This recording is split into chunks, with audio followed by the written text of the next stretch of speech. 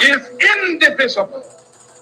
Injustice anywhere is a threat to justice everywhere. If any words that I have spoken have commanded attention, that is only because they find an echo in the breasts of those of every land and of every race who love freedom and are the foes of tyranny. You are not our queens. You are not our kings. You are not our gods. We do not belong to you. We are not your slaves. We stand as free humans that stood from the beginning of time against the strong men.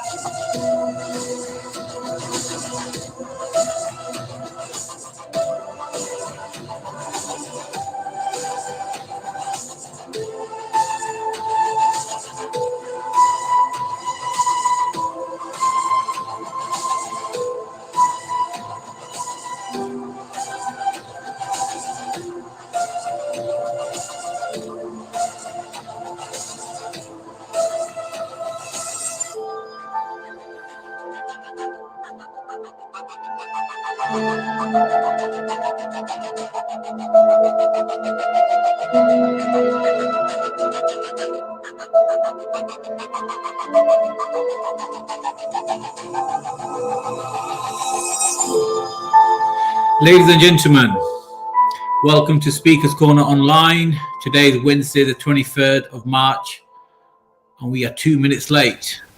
I am your host, Manny Cinder, and we have present with me the one and only Banksy Style. Banksy, good evening. Yo, yo, yo. What's up, everyone? How is everyone? So we have the legend himself, Steve the Atheist, coming on. And he's up for a grilling, so I'm very excited. It turned up a bit of a turn up for the Bucks. Banksy, Steve coming on. Yeah. Oh yeah, I can't wait. I can't wait. I am hearing a weird.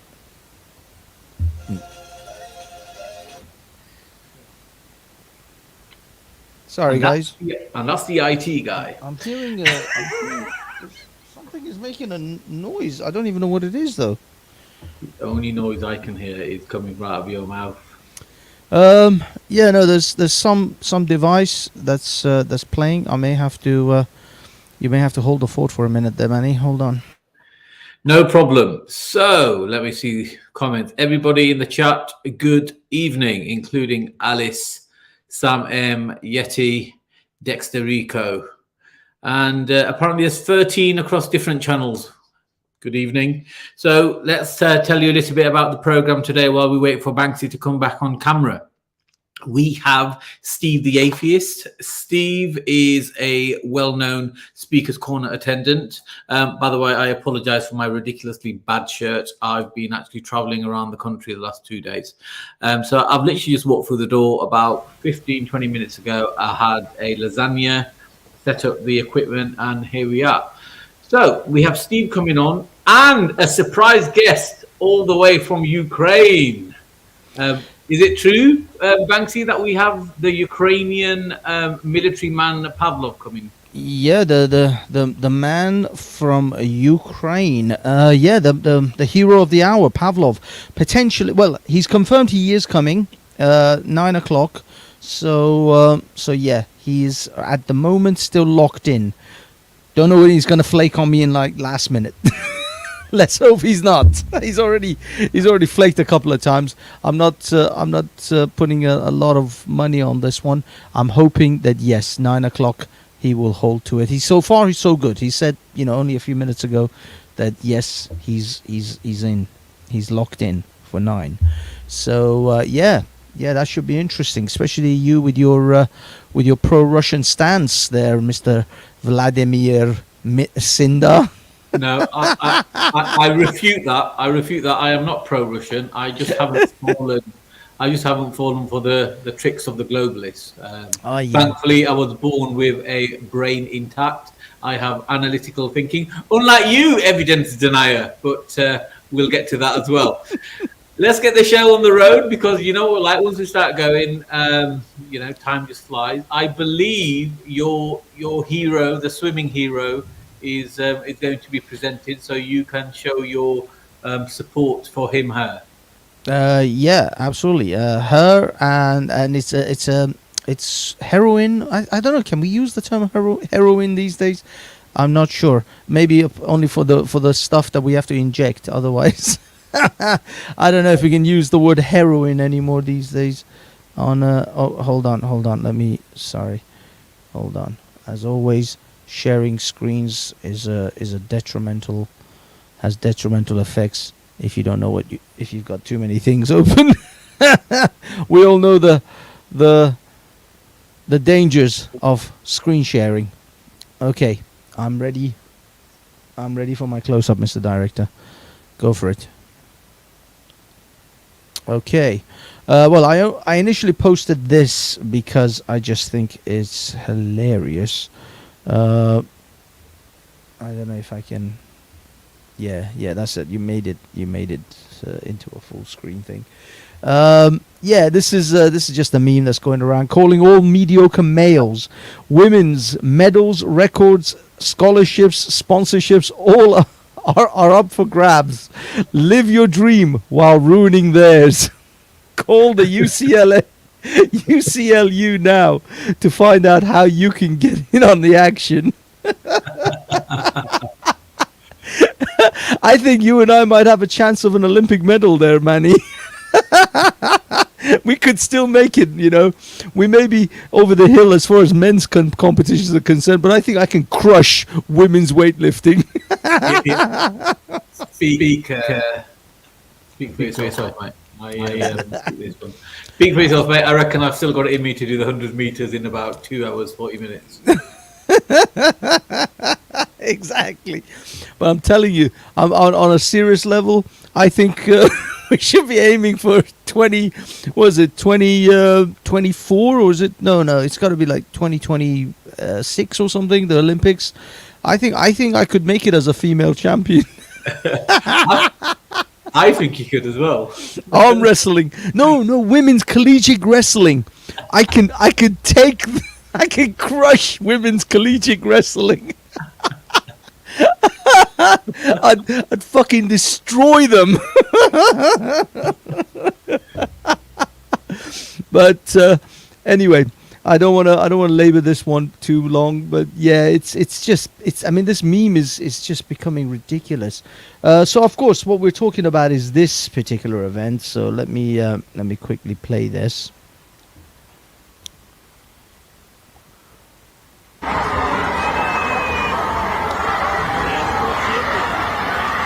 Now, as you can see, the person who is practically a whole body width ahead of everyone else is the female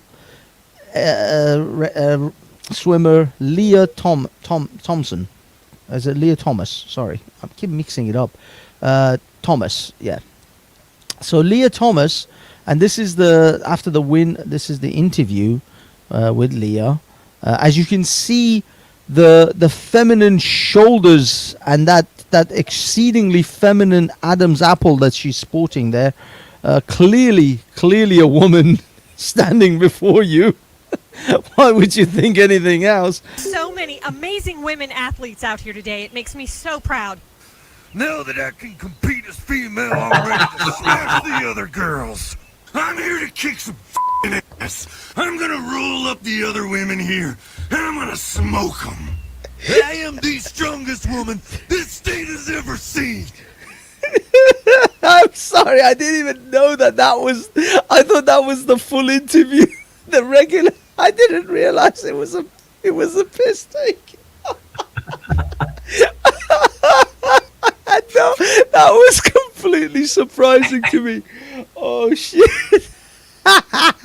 But anyway, yeah, this incredibly feminine-looking lady, sporting that incredibly feminine Adam's apple right there. She won the 500 meters. Now this is the messed up thing. Now before I leave it for you to come in with your thoughts there, Manny. She won the 500 with over 3 seconds. I think it was 3 seconds lead, which crushed the competition. But she lost the 100 meters, and another race. I forgot the 400 or something else. She lost them by being sixth place. Not just lost them by became third or second or so. She came sixth in the other races. And you expect me to believe that she really tried those races. She didn't just throw them. And also, even in this one, there's a lot of people, especially Caitlyn Jenner, who is, formerly known as Bruce Jenner. I think you might know. They're also an Olympian champion. But he actually did it as a man. Caitlyn did it when she was a man. God, remembering these gender things are really hard. So yeah, Caitlyn Jenner said that I think Leah could have won this by more than 3 seconds ahead. She could have won it by a good 4 or 5 seconds, maybe more even, but she kind of held back to not look too ridiculously, overpowered. But in the other races, I mean, why did she even compete if she wanted to come sixth?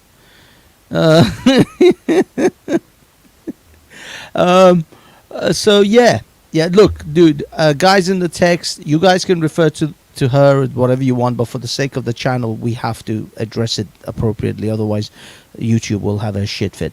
So it's really for YouTube's sakes, if you know what I mean. I'm not doing it because I personally think that elegant lady with a massive Adam's apple is a female. I'm just doing it for YouTube purposes. Anyway, Manny, your thoughts? Well, my thoughts and my comments are very similar to the Florida governor, DeSantis, who refuses to acknowledge such athletes as women. He believes it's deceitful. He believes it's incorrect. It's against God. It's against biology. And as a consequence, he refuses to recognise them, and I stand with that. Especially, I don't know if you've seen the post going around social media. It was definitely on Speakers Corner Online, where this chap was a male swimmer, but his ranking was 758 or something in the world. Yes.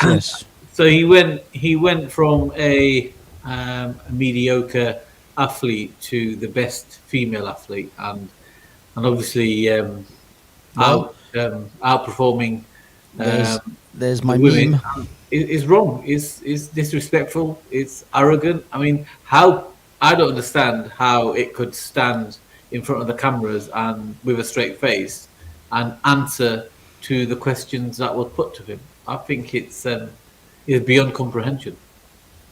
Yeah, I mean, sometimes you just think integrity, should matter. I guess in this particular case, it doesn't. I don't know. It's a very, very awkward situation. No, it's okay, Manny. I can stop sharing. I just wanted this to instigate the conversation itself. I'm not worried about the rest, but yeah, I mean, first of all, this will destroy women's sports. There's no women that will ever be able to compete against, as I said, mediocre men. These are like mid-range, if not bottom of the range men. The woman that went to Olympics and did the weightlifting, she is like a 40-odd-year-old woman, 40-odd-year-old man who transitioned into a woman, and then out of shape, fat, generally, not in any great sort of physical prowess, went to the women's division, crushed it in the Olympics, walked away with gold. It's like, the thing is, if you do this, at the end of the day, like medals and money, and these are very transient things. You have to live with yourself at the end of that day. You have to look in the mirror and look at that medal and go, did I really earn this? I mean, if you go out and you see a 5-year-old child with an ice cream cone, and you smack that child and take its ice cream, did you really earn that ice cream? I mean, that is the equivalent. It's like, how can you enjoy the prize when you know that it is tainted? And so for someone like this Leah person, I don't think she's ever going to really be at peace with herself, knowing that she did this with so many sort of underhanded advantages that she really knows she has. There is no way she doesn't know that that giant Adam's apple didn't help in streamlining her through the water. like a fucking great white shark's fin there, just cutting through the water there. I don't know. I mean, I think ultimately, yeah, she's not. I don't think these things are. These will be like Russell Brand said. He said fame. He coveted fame all his life. He wanted to be famous. He wanted to be on the red carpets and in the movies and all that. And he chased that for so long. And then when he got it, it was like dust in his mouth. It just was hollow. It wasn't what he thought it would be. It didn't fulfill him because he was chasing fulfillment in the wrong place. And once he got what he wanted, it wasn't. It was dust in his mouth. And I think that's what Leah's going to ultimately, and all of these trans athletes are going to feel, is that these medals that they've coveted all these years are just going to be dust in their mouth. It will mean nothing because they lost far deeper integrity. I'm not a religious person, but if I were to use a religious term, they sold their soul for a piece of metal or an award. And it's probably not even an ounce of gold. It's probably gold plated, probably tungsten in between. Well, God knows. I mean, I'm not talking about. It's nothing to do with the value of the medal itself. I mean, I think actual Olympic medals are real gold, but I don't know. I mean, it doesn't even matter. It's not about that. It's about the achievements. It's that blood and sweat and work and day in and day out, and then you achieved it because you pushed yourself beyond your limits. Correct. These people didn't do that. They didn't really push themselves beyond. Don't get me wrong. I'm sure they're very committed athletes. I'm sure she gets up at 5 a.m. just like all the other athletes do. But she knows inside that she didn't earn this because she just simply was born with all these advantages, and the way the messed up society that we have right now allowed her to race. And again, even Caitlyn Jenner says, I don't blame her. It's not her fault. She is abiding by the rules that were set out. She is transitioned. They gave a set of rules. They said you have to meet these conditions to race, and she did it. So it's not her fault that the rules were set out like this. It's the rule makers that are the problem here. Those who allowed this to happen. And that is really where we should be looking. And I think, to be honest, again, this goes to the core of Western civilization. I think that the end, we are at the we peaked in Western civilization, and now we're on the downward sort of, downward path. Sure. All right. So I'm going to share this video. I thought this was the best speech I heard anywhere online or even offline for a long while. But it's the second part of this 1 minute 11 seconds monologue that I like. So let's play it and let's share our thoughts. There's no accountability. I mean, I don't understand. If I can log into my bank account and see every dollar I spent, why can't the American taxpayer log into a government bank account and see every single dollar that they spent? We have the technological means for that.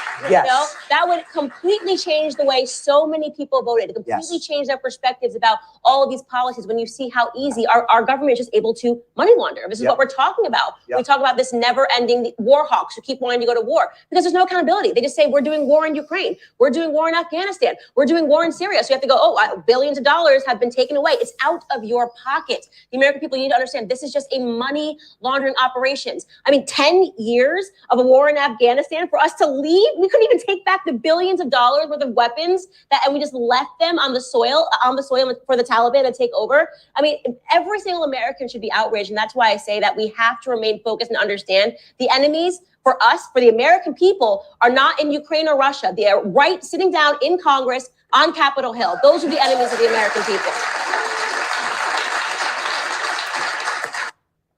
So I kind of like that speech for a number of reasons. I think she's damn right. these wars and these foreign policies are a lot of the time money laundering operations. And also, I think she complemented my idea, which was to have a decentralized version of democracy where we don't need corrupt politicians or any politicians. We ourselves can vote for the laws that we select these puppets for to go ahead and do whatever they want to do. But I just thought that was powerful, and I like the way she puts it in simple terms. It's something that not everybody is able to do as easy. So in regards to my idea of creating a voting system where we vote for the laws ourselves and not these politicians, and therefore they become surplus to requirements. What do you think? What did you think? What she said? Do you think we're edging closer to my idea of direct democracy?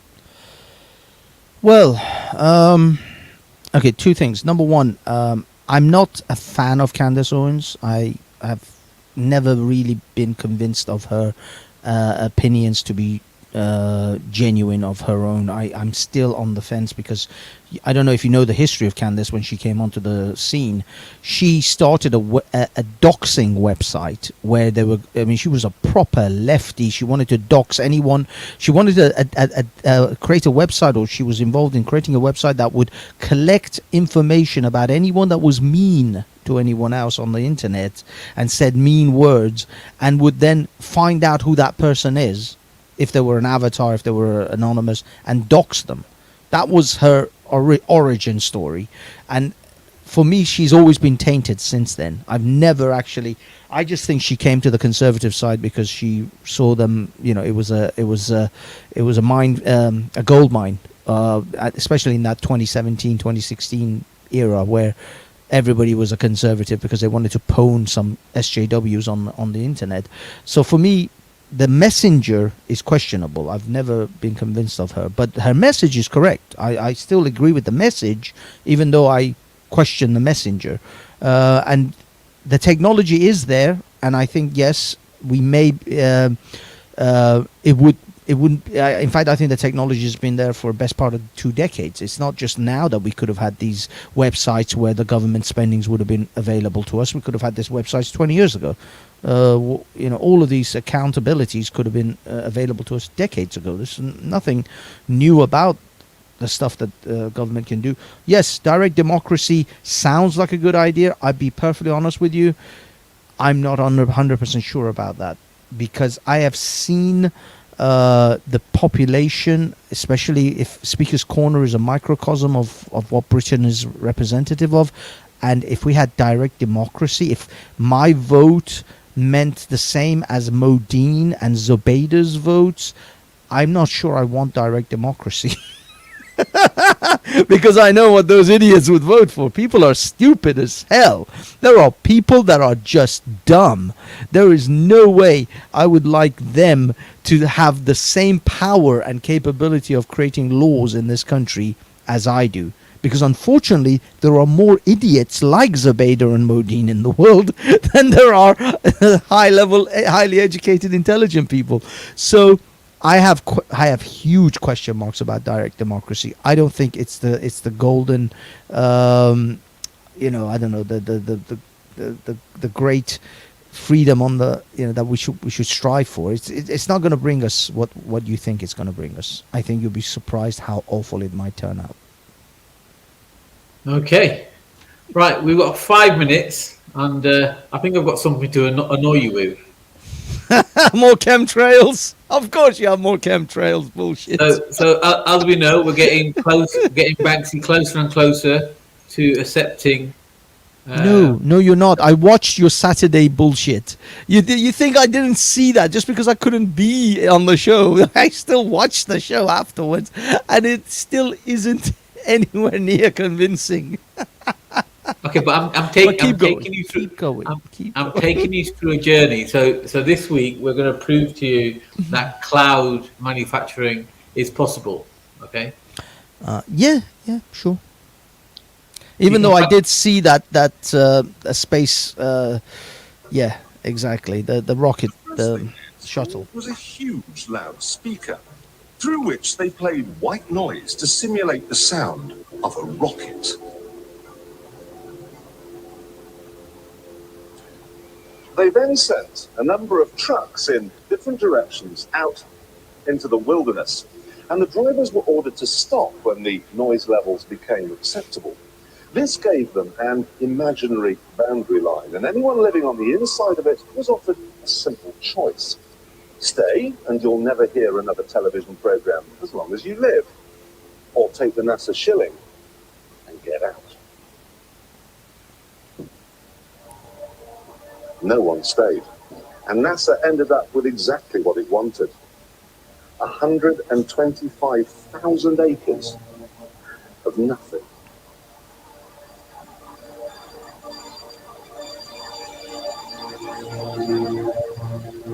They even had to move 5 cemeteries because the noise they were planning on making would wake the dead.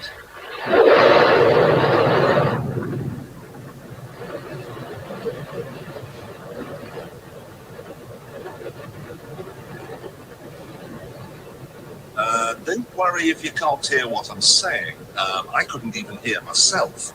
This is the loudest sound you could possibly conceive. And as it turns out, the cleanest. Now, the most amazing thing is that that cloud up there, which was generated by the engine, is just a mixture of hydrogen and oxygen. It's water vapor. And in about an hour's time, someone in Mississippi is going to get wet washing. It will actually rain.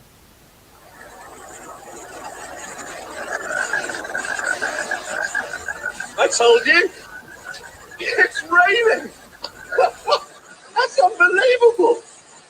Oh, NASA's playing God.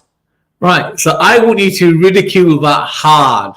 I want you to dismiss it very hard, because the more you do that, the closer I will be coming to providing the ultimate amount. What is the point of that? You're saying that they can't create clouds, but that's not chemtrails. Last week we showed you that they were using aerosol injection to create clouds on a research basis on the back of a boat, and you said it's only a research basis. I want to see them actually doing it.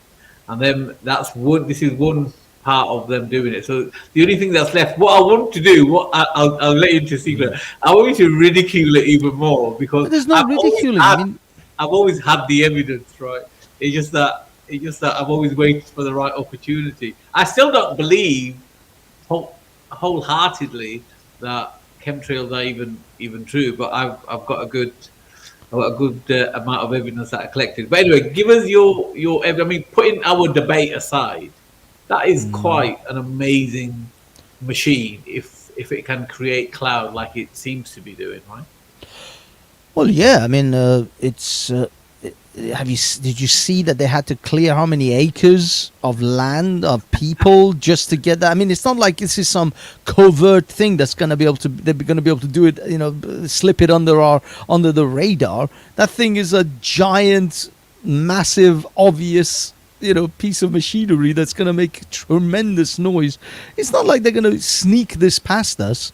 So it's clear that even actually by that it shows that this isn't some covert operation that the government's trying to sneak by us by having commercial planes spread chemicals in the air. If they wanted to create a cloud, they have to literally have this giant machine burn fucking God knows how much energy in order to mix, in order to produce the cloud. I mean, the amount of energy that's taken to produce that cloud was unbelievable.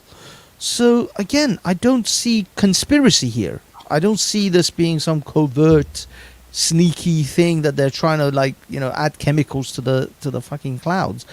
It is a giant cloud machine, but it's horrendously big. But yeah, sure, they can make rain. Great. Amazing. So we're waiting for Steve to come on. Steve, I know you're listening because you've just messaged me saying, can you talk about chemtrails and other conspiracy theories even more, please? He didn't. He said the complete opposite. Joe Baz, I don't know why you keep messaging saying, hey, I'm not a grass. Hey, Manny.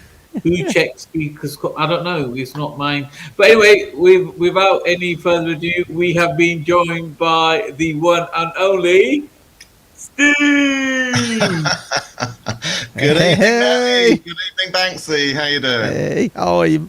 I'm Very good, Steve. Good to see you. I haven't seen you for a while. How's tricks? Yeah, not too bad. Not too bad at all. So much happier now. The spring weather's arriving. I don't like the winter. I'm not a winter person, so it's great. And we three need to go for beers. We haven't done that for a good Oh my long God! time Yes, yes. And now that when we were in lockdown, we were actually out for more beers during lockdown than we are now that things are open. Now we can't. Oh, now we can. We're not bothering. Have you been drinking with Steve before, Banksy? Well, I met Steve and yourselves at the pub the first time with Simon. Oh yes. And then the second time was at Soho. That's right. Yeah, I When we forgot were about out that. drinking Isn't with it Bob. annoying? Steve is just as nice after a few beers as he is like when he's sober. That's really annoying. And You Bob wish- is still trying to proselytize people into Christianity, no matter how many beers he's had. He never stops, does he? You're so kind, Manny. What a lovely thing to say. You are a very He's still kind nice man. when he's pissed as a fart. All right, so we're here for Steve's grilling. So, Steve, we read out a statement usually before we go in for the tough questions. So I'm going to do the same to you. So, dear guest, which is Steve, you're about to be grilled by the host. You do not have to participate. However, you will be ridiculed in your absence. You do not have to answer any of the questions. However, the host reserves the right to call you a lefty wanker if you do not. If you have any delicate feelings, then your safe word is, I'm a racist, get me out of here. And the questions will stop. Warning, you're about to enter a hostile environment. The opinions and questions do not represent the channel owners, SCO, or the host. They are designed to test your mental endurance. Are you ready to start, or would you like to declare yourself a Ukrainian spy? I am ready to start. Okay, the next time you hear this bell, it shall be the end of the grilling. But I love the until bell. then, I love the bell. Seconds away, round one. Let's get started. So, Steve, I heard that in every speech that you make, you like to drop the word gay in. What's all that about? It's not true. It's really not true. So when did you come out initially to your parents? I haven't. I was going to say I haven't yet. It's a vicious rumor. Stop peddling this rumor that the extremists love to. Our audience wanted to always know, Steve, are you always been against my immigration, or are you just a racist? I've never been against immigration, and I've never been a racist. God, this is going to be fun, isn't it? So far, you're gay. No, I'm not gay. You're not I'm racist. not racist. You're against immigration. No, I'm not. You're going to ask me something that the answer isn't no to. Well, I mean, you can deny it. You're saying no, we hear yes. So, this Ukraine situation. Now, you seem to be quite firmly on, especially from your tweets, on the side of the Ukrainians. But do you have you seen or have you been exposed to the Nazi Azov brigades of the Ukrainian forces? Have you actually? Do you know about them at least? Are you aware? Do you know Azov is actually the name of a region? First point. It's an area. But it's the name of that particular brigade as well, isn't it? Yes, but when you say that particular brigade, what you're talking about is a independent paramilitary group. It's not. But endorsed by the Ukrainian government and military forces, to be honest, owned by them as well. To be honest, if France was invading Britain, and I don't know, Nick Griffin wanted to come forward with half a dozen men to help us protect the shores, then we probably would allow him to do that, wouldn't we? It doesn't make us Nick Griffin fans. It wouldn't make us BNP fans. But when you're being invaded violently and aggressively by a foreign power, it is literally all hands to the pump, isn't it? And you don't say, no, you've got 1 or 2 Nazis in your brigade, so no, go back to your farms. Well, the funny thing is, first of all, the Azov Brigade didn't just emerge now. They've been around since 2014 at the minimum, possibly even longer than that. So, I mean, it's not like they just popped out of nothing. They're a small, independent paramilitary group. Why are people trying to define the nation state of Ukraine, which is a massive, massive country? Okay. It's the biggest country in Europe. Why are people trying to define the independent sovereign state of Ukraine as Nazis because of this one small independent paramilitary for this group? exact reason that when one person at one time showed a Confederate flag during the truckers' protest in Canada, they branded them all as neo-Nazi right-wingers for one flag. That's absolutely wrong. Now we have an entire battalion of people who have tattoos of the Black Star on their chest and swastikas on the back of their necks, and yet we're supposed to think, fuck. But we don't turn around and say Canada's a Nazi country or the US is a Nazi country, do we? So... Yeah, but as a lefty, you must recognise that. So am I racist? Am I far right or am I far left? We're not. You're a lefty and a right winger, depending on who you're talking to on which day. Exactly, which kind of leads me to the conclusion that I must be fairly in the middle and doing something right if both ends of the extremes criticise me. Well, yeah, exactly. Manny, do you wanna go? I'm sorry, I've taken up quite a few questions. No, not at all. I do have some video, a short video to show, Steve. But Steve, you've always been a very anti-Russian personality. Why is that? But don't say anything more, Manny. You might. All I was going to say that we had a conversation when we were out drinking, and you had a lot of knowledge, obviously. Yeah, I am not. Just for the record, I am absolutely not anti-Russia. I am not anti the Russian population.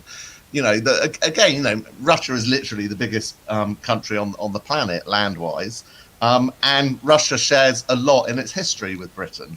And I'm not in any way anti-Russian. What I am anti is Putin and his corrupt government and the way that he has taken away freedoms from the Russian people over the last 15 years.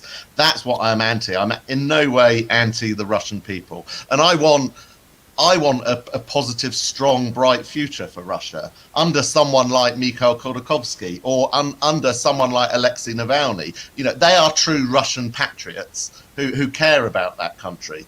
Putin only cares about himself. He cares about his own money, his own wealth, and his own power. That's all he cares about. That is what I do not like, not the Russian people. Okay, so let me show this video, and you can tell me. This is BBC. You may have seen it already, but let's play it. This is the national militia when journalists aren't watching. В масках с молотками сбитыми, в куртках с надписью «Национальная дружина». Они кричали «Слава Украине», еще там какие-то свои лозунги. Начали здесь все просто громить, полная разруха. Все было побито абсолютно. We're given other footage, which shows more places being trashed, men lighting fireworks indoors, even setting one location on fire. The National Militia tell us they're working alongside the police, but they have also, on several occasions, fought them. Here they brawled and used pepper spray on officers. The National Militia are part of a group called Azov. Initially a volunteer military battalion, it has well-established links to the far right. Its founder, this man, Andrei Beletsky, has in the past expressed racist and anti-Semitic views. Its logo has clear Nazi overtones. My favorite quote from Andrei Beletsky is that the destiny of the Ukrainian nation is to be an avant-garde in holy war of white people against underhumans led by Semites. The National Militia have already been flexing their muscles in Ukrainian politics. This is the city hall in the town of Cherkasy.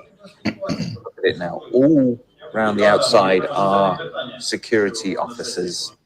And the reason the police have come is because at the last session, this happened. The National Militia, together with some war veterans, turned up and stood among the deputies, announcing that no one would leave until the mayor's budget was passed. Зараз Черкаси стали тренувальним майданчиком для військового перевороту в Україні. Для МВД, то такого існувати в Україні не може. This is him, Arsen Avakov, Ukraine's ambitious interior minister. His links to the Azov group are well known. He's put their fighters on the payroll of his ministry and appointed one of their commanders, Vadim Troyan, as his deputy. Історія, вона повторюється, якщо ми подивимося, що відбувалося в Германії там 37-39 рік, да, коли воно фашизм тоді піднімався, то в принципі можна, от я б їх цим самим зрівняв. So as we can see there, Steve, the so-called fringe group is firmly embedded in politics increasingly. I don't think that's a fair statement. You know, there are 43 million people in Ukraine. I mean, when was it when the British National Party in Britain were at their peak under Nick Griffin? Sorry to keep mentioning that idiot, but they got a huge vote, and I think they possibly got 1 million votes when the BNP were at their peak. I think so. Yeah. That was a moment in time, and surely to goodness, no one would ever seriously make the claim that, you know, that moment was therefore an evidence that Britain is a racist, foreigner-hating, Nazi country, and I don't think what is being said about the Azov Brigade and their power and size is in any way indicative of Ukraine being a Nazi, fascist, racist country either. I don't think you can link the two.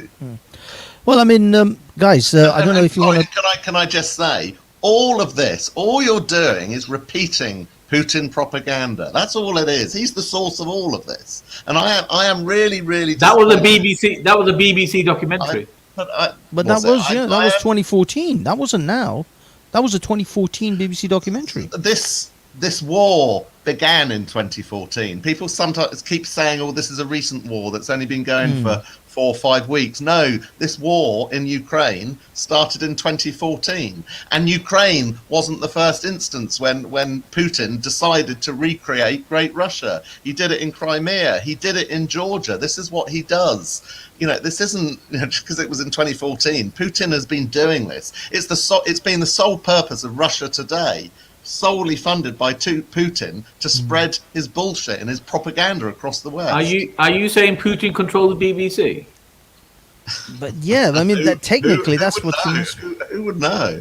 But the thing is, you know, for me, the ultimate solution to this is going to be a political one. We're going to have a political settlement in this scenario. Can you have a political settlement with a madman? A madman who has stated his aim.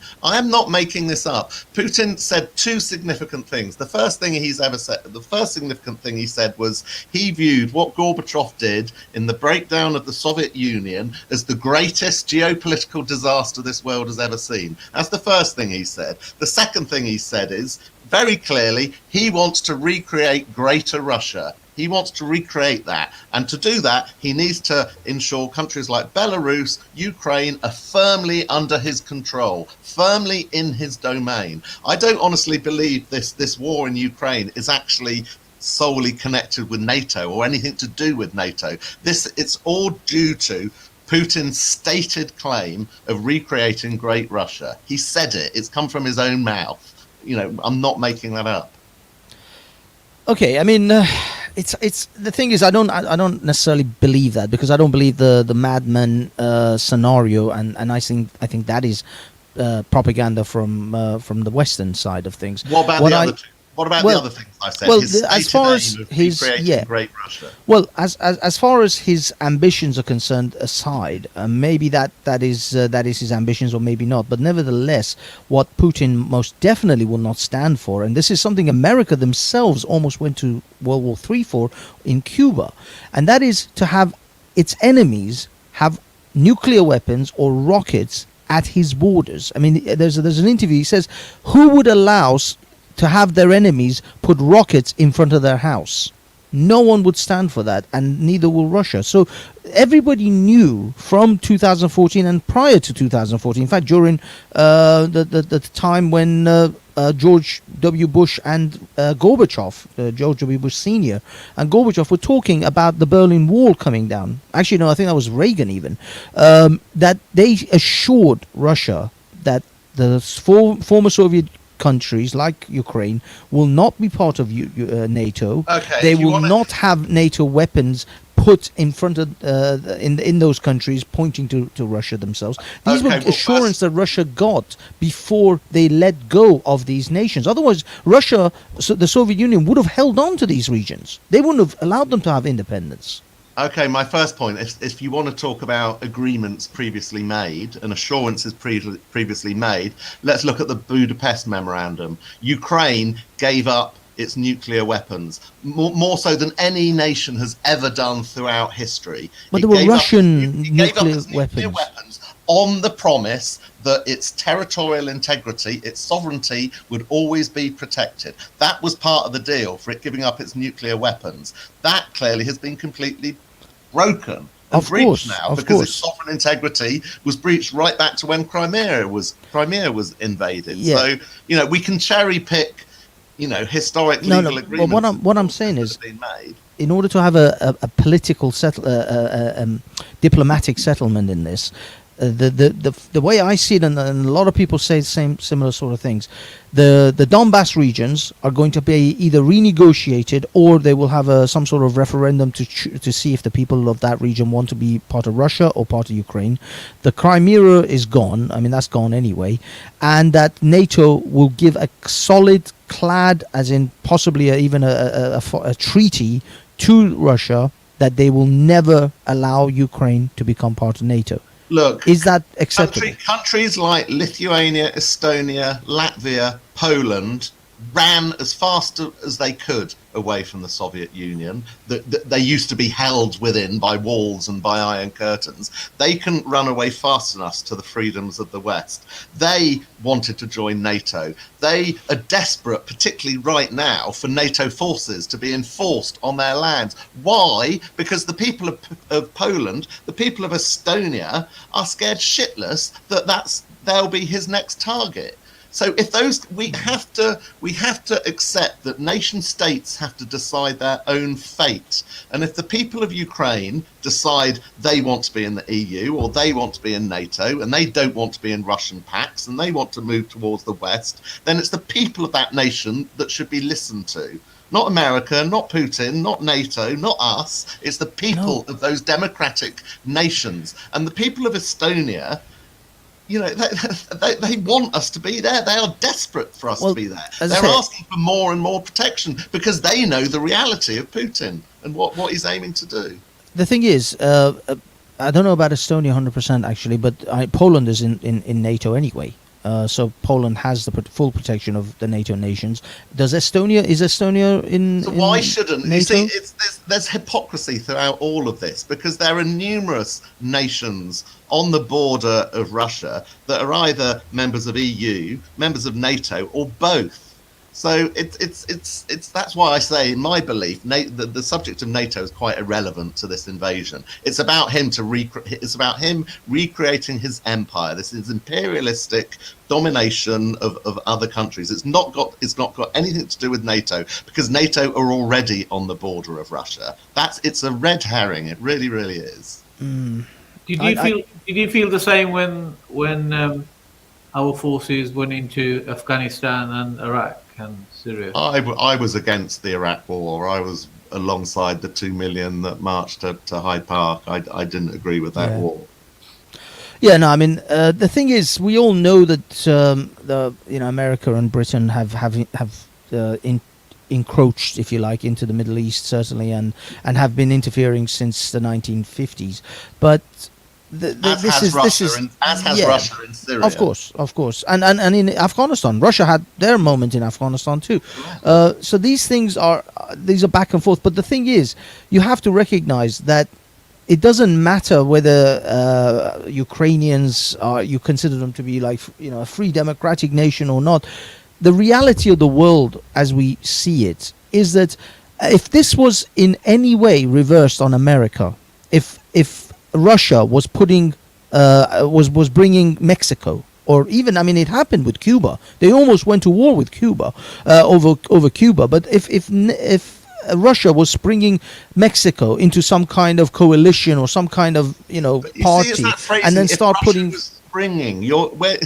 these nation states we're talking about, they're not idiots, they're not pawns. They're sovereign, independent nations whose people are intelligent enough to be making these decisions themselves. Okay, if Mexico, in fact, this is the thing. These are the issues which we completely miss all the time. When Iran and Saddam Hussein's Iraq wanted to change their currency on which they sell their oil on, which is actually happening now. The petrodollar is now being reevaluated again, and China is playing a big role in that. But when Iran and Gaddafi and Saddam Hussein were encouraging, Iran literally went to Venezuela and had conversations with the Venezuelans. Iraqis and the Libyans were talking to the Nigerians about what they should start selling their oil on, which currency they should change it to. They were talking about the euro at one time. America, number one, crushed Iraq, destroyed Afghanistan, Libya and Gaddafi, in due course, but also Venezuela. They fucking destroyed Venezuela, even though people talk about, they all went all communist and crazy. No, America protects the petrodollar more than anything in the world. It is literally part of their national security. And so when America goes to these nations and manipulates and kills rulers and installs despots and dictators, we have to just accept it as, well, it's the American empire. But when Russia tries to protect its borders from an infringement of Western powers, they're not allowed to. No one was infringing Russia's borders. Let's be careful with our words. No one. It was protecting its borders from literally having Western nations. Biological warfare. Ukraine was not doing. Oh, come on! Start talking about bloody chemtrails next. Ukraine was not doing anything and not threatened anything remotely to threaten Russian borders. This is Putin propaganda. You've swallowed it. What was American investment doing in biolabs in Ukraine? Yeah, I mean we have those. I mean that's not even deniable. You can throw all the insults you want with. Someone said to me the other day, did you know that? Well, I read it online actually. They didn't say it to me. Did you know that Ukraine is full of all the Western pharmaceutical companies, Maersk and GlaxoSmithKline? Most countries on this planet have locations of these pharmaceutical companies. My wife worked for GlaxoSmithKline in the Moscow office before she moved to London. It's just nonsense. It's nonsense to say that there was biological warfare being produced in Ukrainian laboratories. I'm sorry, that is propaganda. Most countries have murderers living in them. That doesn't still make it right. The point is, we're talking about Western-funded biolabs, which seems to be. And when you say biolab, biological.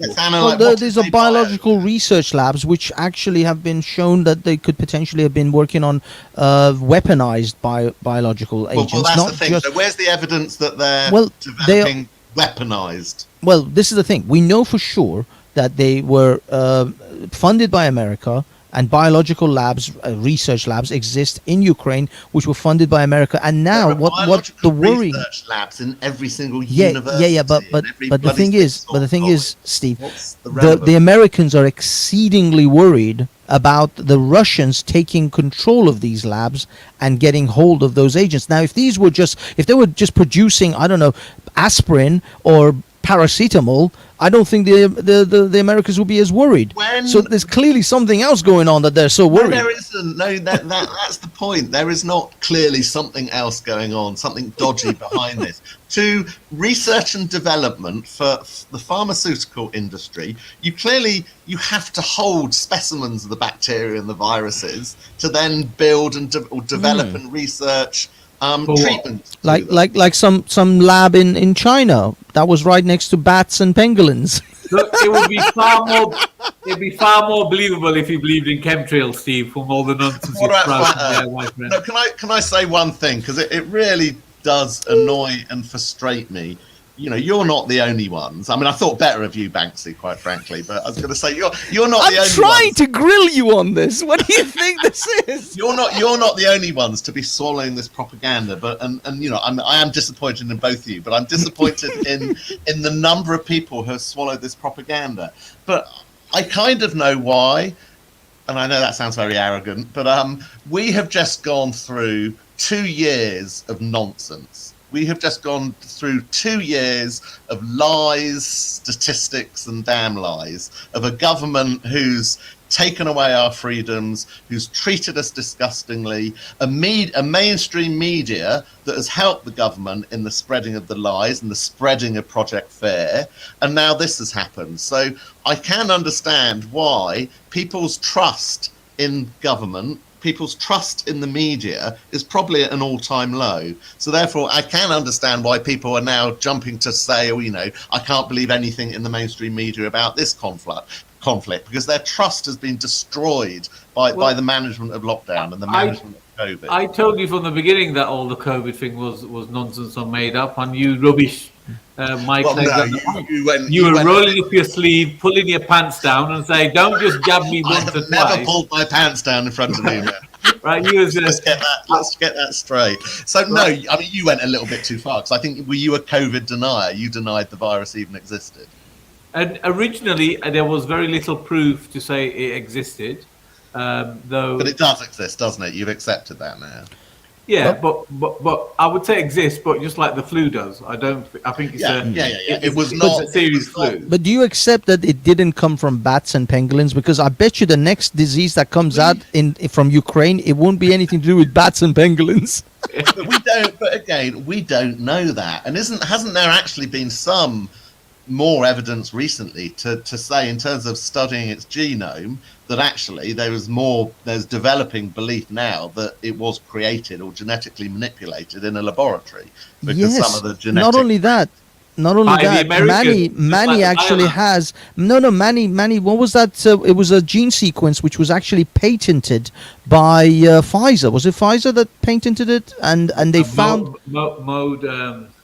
Moderna actually patented a particular gene sequence which was then found in the coronavirus. So clearly someone's been manipulating with this thing. So anyway, why don't you apologize, Steve? Just apologize. No apology. Never apologize. But just for the record, COVID exists. People did die of it.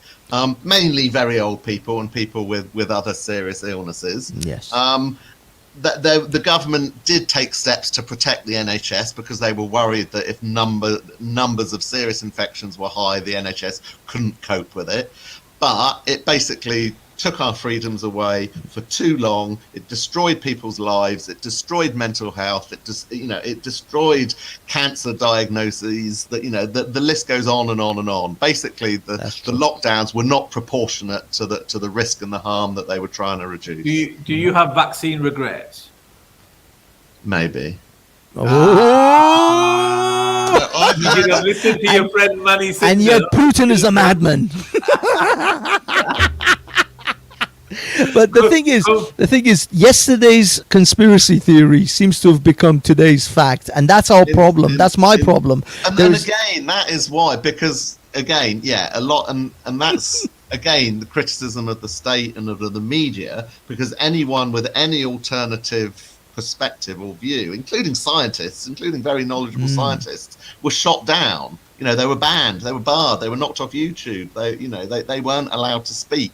And to me, that was a ridiculous thing to do, because that in itself reduces people's trust and confidence. And we know some things, some aspects, not all, that were tarnished as conspiracy theories have come true. But again, me accepting that does not lead me to think that all the other nonsense conspiracies have got any faith in them. But I think because people have seen some so-called conspiracy theories to come true, then more of them are likely to. Well, no, because most of them are barn pot nonsense. I kind of agree with that. I think sometimes people realize one conspiracy or two conspiracy theories have come true, and they just go off the rails and they start thinking every single thing is completely They're turning the frogs gay.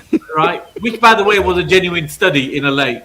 I've got the study. But anyway, let's not go off subject. But my point is that, and then everything becomes a conspiracy, and they just start sounding like lunatics. And what that really does, it kind of it removes their ability to kind of take information and analyze it for its own, on its own merits, right? And yeah, so I think a lot of people just went along with the government initially, and that was wrong. And then the dangers of COVID and of mixing and of everything else, the facts should have stood up for themselves without all the nonsense and the fear. Just before we let Steve off the grilling, take him off the grill and flip him. One last thing, Steve, are you actually going for I don't know, running for office, and are you planning to take Boris's job, and when? Oh dear. So, or is it Rishi Sunak that you're going for? Are you gunning for him? So basically, as you probably know, I've put my support and trust in the Reform UK party, and I have gone through the selection procedure. So basically, I've been appointed as the official Reform spokesman for the parliamentary constituency of Ealing Southall. So I'm not standing in the local elections, but so you definitely can't be racist. Obviously not. Obviously not. Would I live where I live if I was? Does your antics at Speaker's Corner put you at a bit of a disadvantage or detriment because of your stances and some of the support people you supported, or some of the stances you took on religion or peace, for example, things like that? I don't like. Immigration has been a positive benefit to this country and will continue to be, but that doesn't mean we don't need to manage it sensibly, and there are certain aspects that aren't currently being managed sensibly. I'm very something that's important to me are freedoms, freedom of speech being one of them, but freedom of religion should always be an important aspect of the freedoms that we enjoy here in this country. And that covers all religions. What I haven't accepted or been happy about at Speaker's Corner is the nature of some of the extremists that at certain points in time have been quite a domineering force at Speaker's Corner, to the point that... Like who? Some of Anjem Chowdhury's adherents that attend the corner. Many of them have been banned now, but we do still have one that still comes quite a lot. You're talking about the jihadi hobbit. the jihadi Care Bear, I prefer to. Jihadi Care Bear. And also, over the last 5 years, we've had a number, and now many of them were barred. They were giving banning orders from the corner because of their bad behaviour. Sometimes because of literally their violent behaviour. So we've had a lot of violence and intimidation over the years from one particular hardcore group of extremists. I do not view them as typical British Muslims. They are not typical British Muslims. I work with, I have neighbours, I have friends who are typical decent British Muslims. These people I'm talking about are not decent people at all. They're violent, intimidating extremists. And because I have maybe become a bit notorious for calling out those extremists, they obviously try and tarnish me with certain labels, but that I strongly disagree with those labels.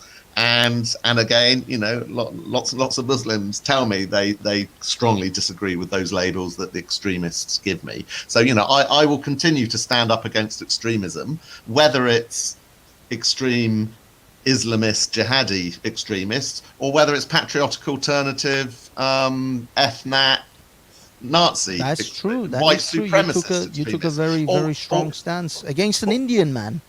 Or whether it's Nation of Islam, black supremacists that occasionally come to Speaker's Corner. I strongly stand against extremisms of all forms in all directions. Interesting. Oh, there you go. Ding ding, and it's done.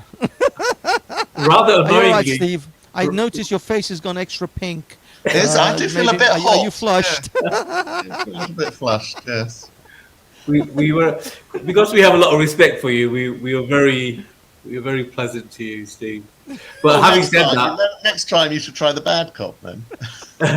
but having said that, you control the conversation very well. I thought you did really well. But tell us about your political career going forward. What can we look forward to? Well, obviously we don't know when the next general election is going to be. It's probably going to be in 2 years' time. They were talking about a snap election next year. Well, you never know. You never know. Yeah. And to be honest, I supported the candidate for reform in my constituency at the last election, and as you guys know, I've always been interested in politics, but kind of helping her, I really caught the bug. So I kind of decided to go for it. But I always said, and this is my position now, and now you might say in Southall I'll have my work cut out, but I honestly do not want to stand unless I'm really going to give it a go, and unless, I think maybe foolishly that I'll stand a chance of winning and doing well. So because I know sometimes candidates are just names on a bit of paper and they hardly even visit the constituency. I'm not going to be someone like that. If I do stand and go through with it, I will be out pounding the streets. Hopefully, I'll have a team around me to help me do that. Hopefully, you guys will be helping me on that as well. What are you going to offer them? Why should they vote for you?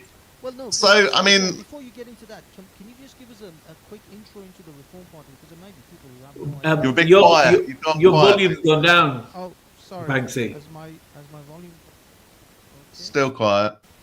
Okay. No.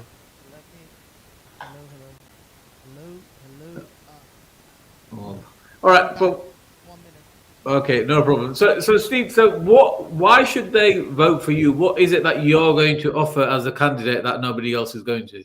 So, I could talk about two things or two areas. One is kind of, the national situation and that sort of national politics and in terms of what Reform wants to do. But in terms of the local situation, we have a very inactive MP currently who got a massive got a massive majority at the last election, but you hardly see him from one election to the next. And I've lived in Southall for over 10 years now. It is the most incredibly vibrant, great place to live, but it's getting a bit manky around the edges. And I know this might sound a bit cheesy, but I want to put Southall back on the map because I think it's got so much potential.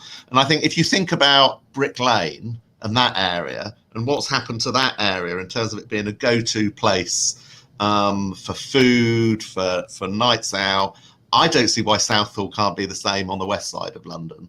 The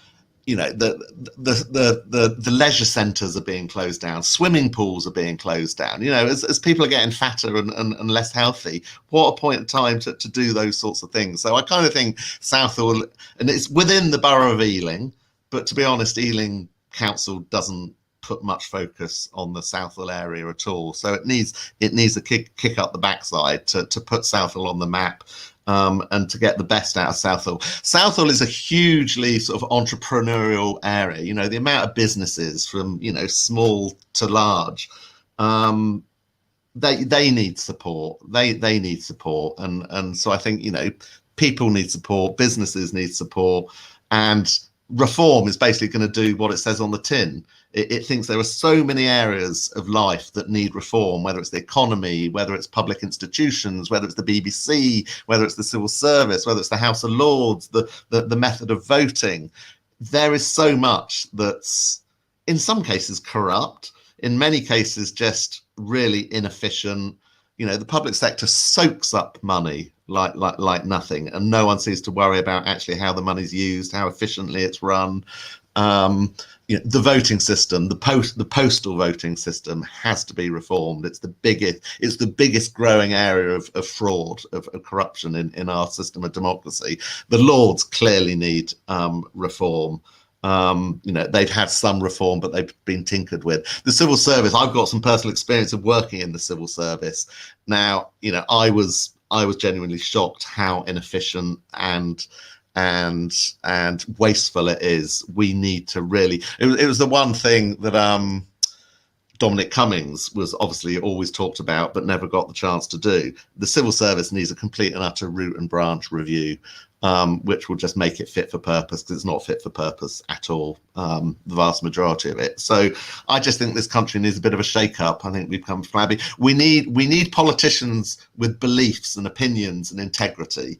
Was it Boris Johnson wrote a speech supportive of Brexit and then another speech supportive of Remain? He just flip-flops. All he's worried about is his own power and him maintaining that. The days of we used to have real politicians that had morals and that had integrity and had principles, whether they're on the left or on the right. But it's really difficult to name politicians like that today. They're just career politicians that do and say what they think that wants to be heard. And I think people just want people that speak their mind. And I guess that's why I think that my speaker's background, my speaker's corner background, and people know I have views and I speak my mind and that I stand by those views, irrespective of the nonsense and the dirt that people try and throw at me. That might give me a bit of oomph to actually start and try and make a bit of difference for the good people of Southall. So what's your secret weapon? How are you going to turn heads? How are you going to get noticed? Are you going to go around having a lot of curries? Are you going to go around visiting the different religious places? What's the secret weapon up your sleeve? Well, good question, isn't it? Obviously, you as my manager, but no, it's getting out, talking to the businesses, talking to people, coming up with solutions to the problems and challenges that they face in their life and the frustrations that they have in their life. Will you have any, if elected, will you have influence in how much rates they pay? Business rates. Yes. Well, I mean, they are set by the local council, but I guess the Member of Parliament has influence over those. But I guess, there are central government elements to that. I think probably the one specific area that Reform are talking about is changing the threshold for corporation tax. So taking, I think what we're saying is about 1.5 million small businesses, so that might be small one-man bands or small entities, out of the corporate tax requirement, and doing the same with PAYE, with income tax for workers as well. Talking about raising the minimum threshold for PAYE income tax to £20,000. So until you earn £20,000, you're not going to pay a penny of income tax. That, to me, is a sensible thing to do, particularly with increasing inflation, increasing costs of people's lives. Keeping more money in people's pocket. Because to me, if you're on £13,000 a year, £14,000 a year, the concept of you then coughing up 20% of that to oh, here's the cat, by the way. That's a nice pussy. Yes, and a nice pussy shot. That'll help as well. I did not say that. I cannot believe I said that. Congratulations, candidate Steve. That's not going to come back to haunt you at all. Never. So that's good. So, and ask a question. That's going to help business. That's going to help people by increasing that threshold will be a small benefit to everyone, but particularly those people on lower incomes who should not be paying any tax. To me, that's a travesty that you're paying tax when you're on that level of income.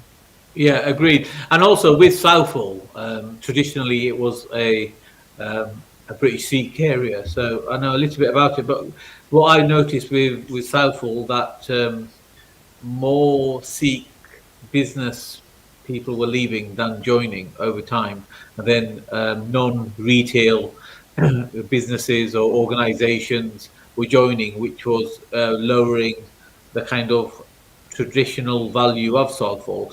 But from a retail perspective, parking has been atrocious and increasingly difficult. There's that one silly car park where you have to go around several times to get a car park. And then what they did, right? So, and then there were one or two car parks here or there. If you were local to the area or regular, you could go park there. They closed them down. And then obviously there was street parking, and then they made it even more difficult for street parking. And then every so often you would find parking along the main Broadway, and then they made it virtually impossible to take a car down there, let alone find a park. I completely and utterly agree. I've never known anywhere, in London or outside of London, where parking is so tortuously difficult. Because as you say, there's one rubbishy little car park. And again, if we want this to be a go-to destination, some people will be coming by train, and we've got a lovely brand new train station that's going to be on the Elizabeth line, so that's fantastic. And actually, that's another reason to make Southall a go-to area, because the public transport to it is going to be fantastic. You'll be able to travel from Stratford to Southall in, I think, something like half an hour, which is pretty good, shooting from one side to the other. But the parking is absolutely ridiculous.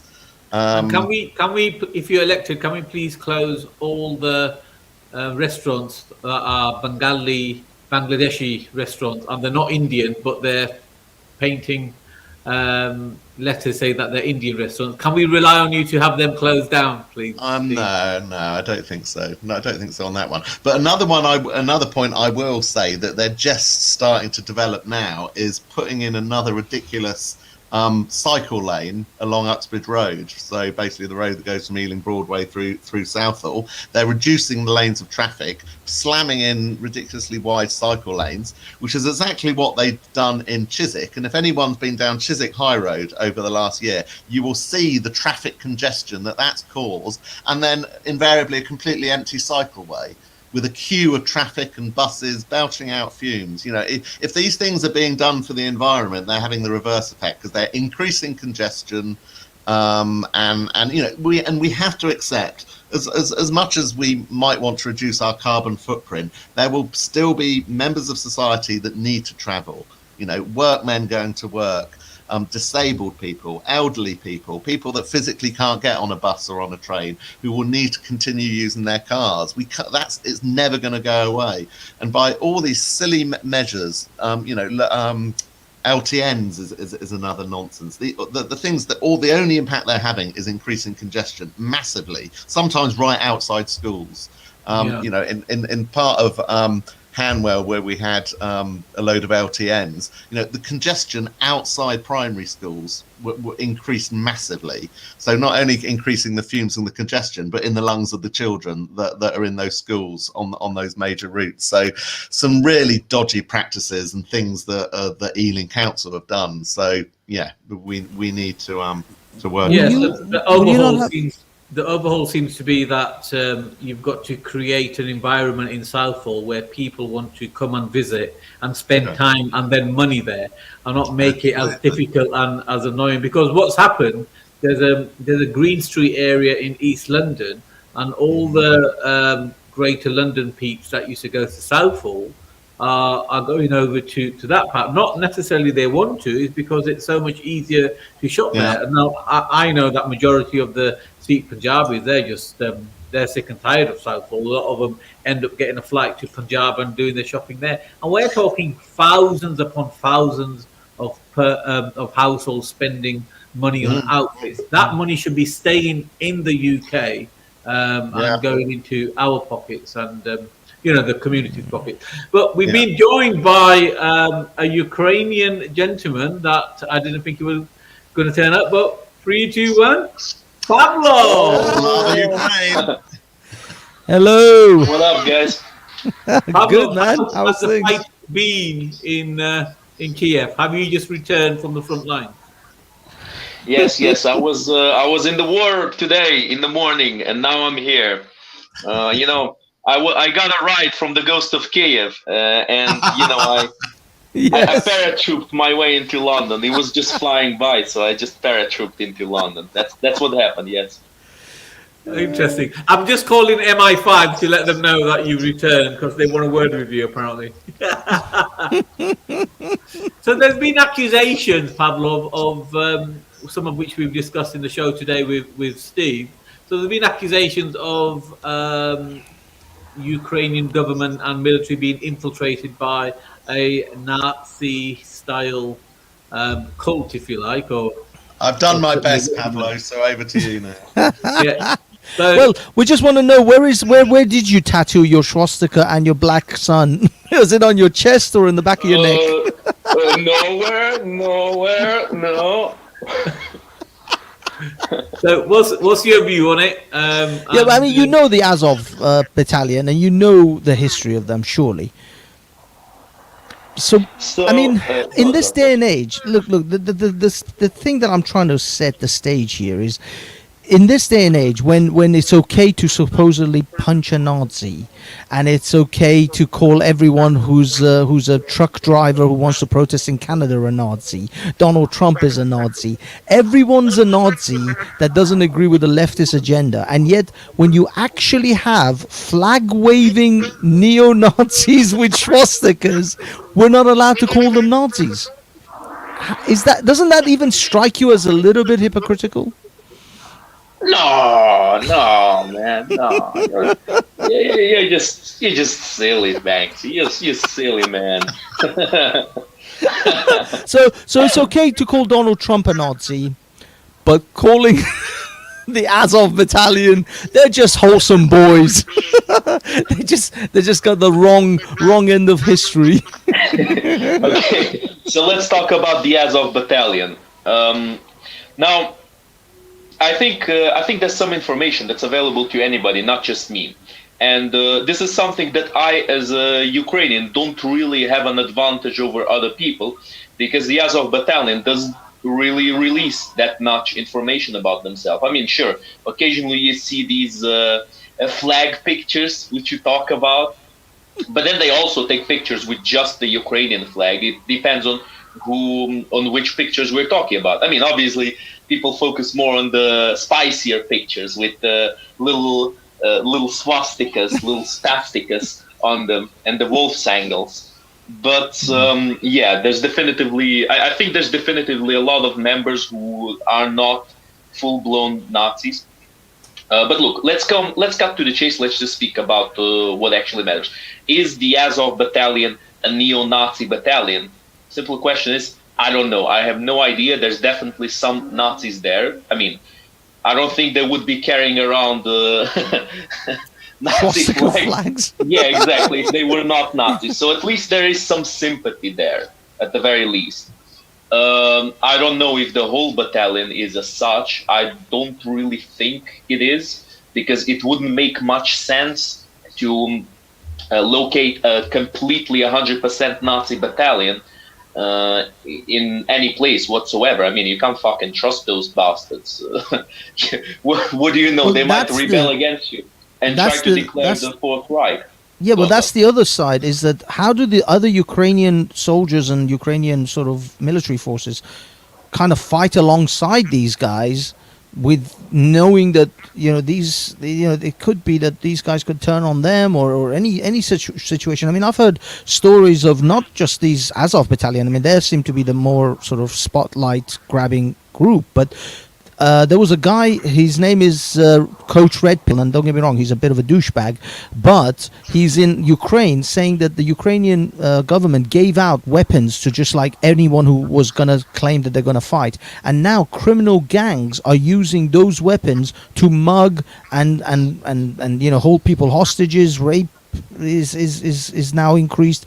Is any of that actually true? Because you've got like family and people on the ground. So has crime actually increased due to this situation? Crime has definitively not increased in the regions where there is no war, and again, in the regions where there is war, I have no idea whatsoever, man. Well, like there's the term of fog of war. And it's very true. It's very difficult to say exactly what is going on there. I think we can make assumptions, and I would make the assumption that having rapists walking around, raping people, destroying property, stealing shit, would not really bide well with the Ukrainian troops right now, because there's literally military with guns all around the place. It's a little bit difficult to get away with daylight raid in a situation like that, I think. But certainly it's not impossible. Where there's the biggest chaos on no man's land, where there's basically lawlessness, and anybody who comes first is the lord and the president of the place where they just arrived to. I mean, hell, let's look at what happened in Donetsk and Luhansk. Some randos from the street just declared their independence out of nothing, and there you go. Suddenly I'm a president. Congratulations, suddenly you're a president. Why? Well, because I got the troops under my hand, man. It's very, very simple.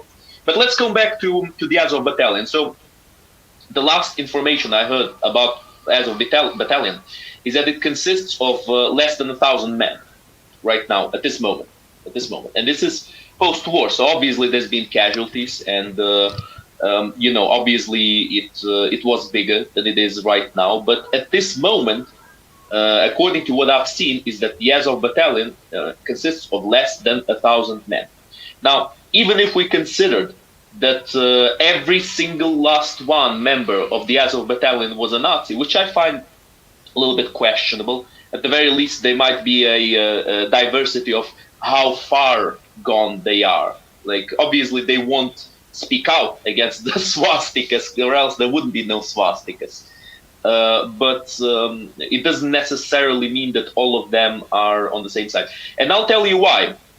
Because there's also reports of some people who fought for the Chechens against Russia.